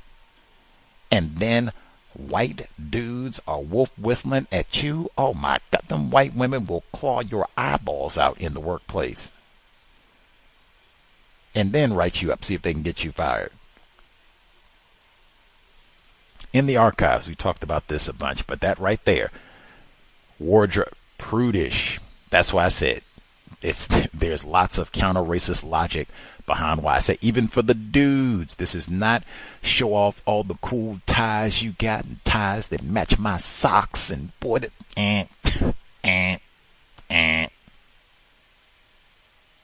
5 pair of slacks, 5 blouses. Really, you get 5 of the same pair of slacks, 5 of the same blouse. Always wear the same thing, and it's kind of beige, plain, average. It don't stand out at all in person or on the security camera. Plantational, man. Anywho, I think it's Wednesday. Double check social media. Wednesday, normal time, 8 p.m. Eastern, 5 p.m. Pacific. Assata Shakur. In the archives, her entire memoir, Catherine Massey Book Club, Sobriety Would Be Best, especially as we move into the so-called holiday season. And they were trying to nudge her. They said, hey, come on, why don't you come do lunch with us? Come on, why don't you come do lunch with us? Generally, white people, all that stuff, got to be drinks involved, or we go somewhere where at least could be an option. As we move October, November, all of that, oh yeah, all the little office holiday parties and get-togethers and such, we got to have some spiked eggnog. We got to have a spiked pumpkin latte. I mean, it wouldn't be holiday if we didn't do it right. Sobriety would be better. And I said before, I'm not the designated driver for these drunken office affairs. Like, you got to be, come on, we're not doing driving Miss Daisy either. It's 2025. Come on. Shout to Morgan Freeman. Creator, remind us, stop saying not all white people are racist. Remind us not to waste other non-white people's time and energy, especially our own. Remind us to maximize our time and energy to replace white supremacy with justice immediately. Remind us to stop producing throwaway offspring to be raped by Mary Kay Letourneau or drowned by Susan Smith, other white women. Stop name-calling people classified as black. Maybe stop wolf whistling too. It has been time. Replace white supremacy with justice immediately. Cow signing out. Thanks all for tuning in. Nigga, you so brainwashed. I'm a victim, brother. Problem. You're a victim. I'm a victim of 400 years of conditioning. Shut up. The man has programmed my condition. Even my conditioning has been conditioned.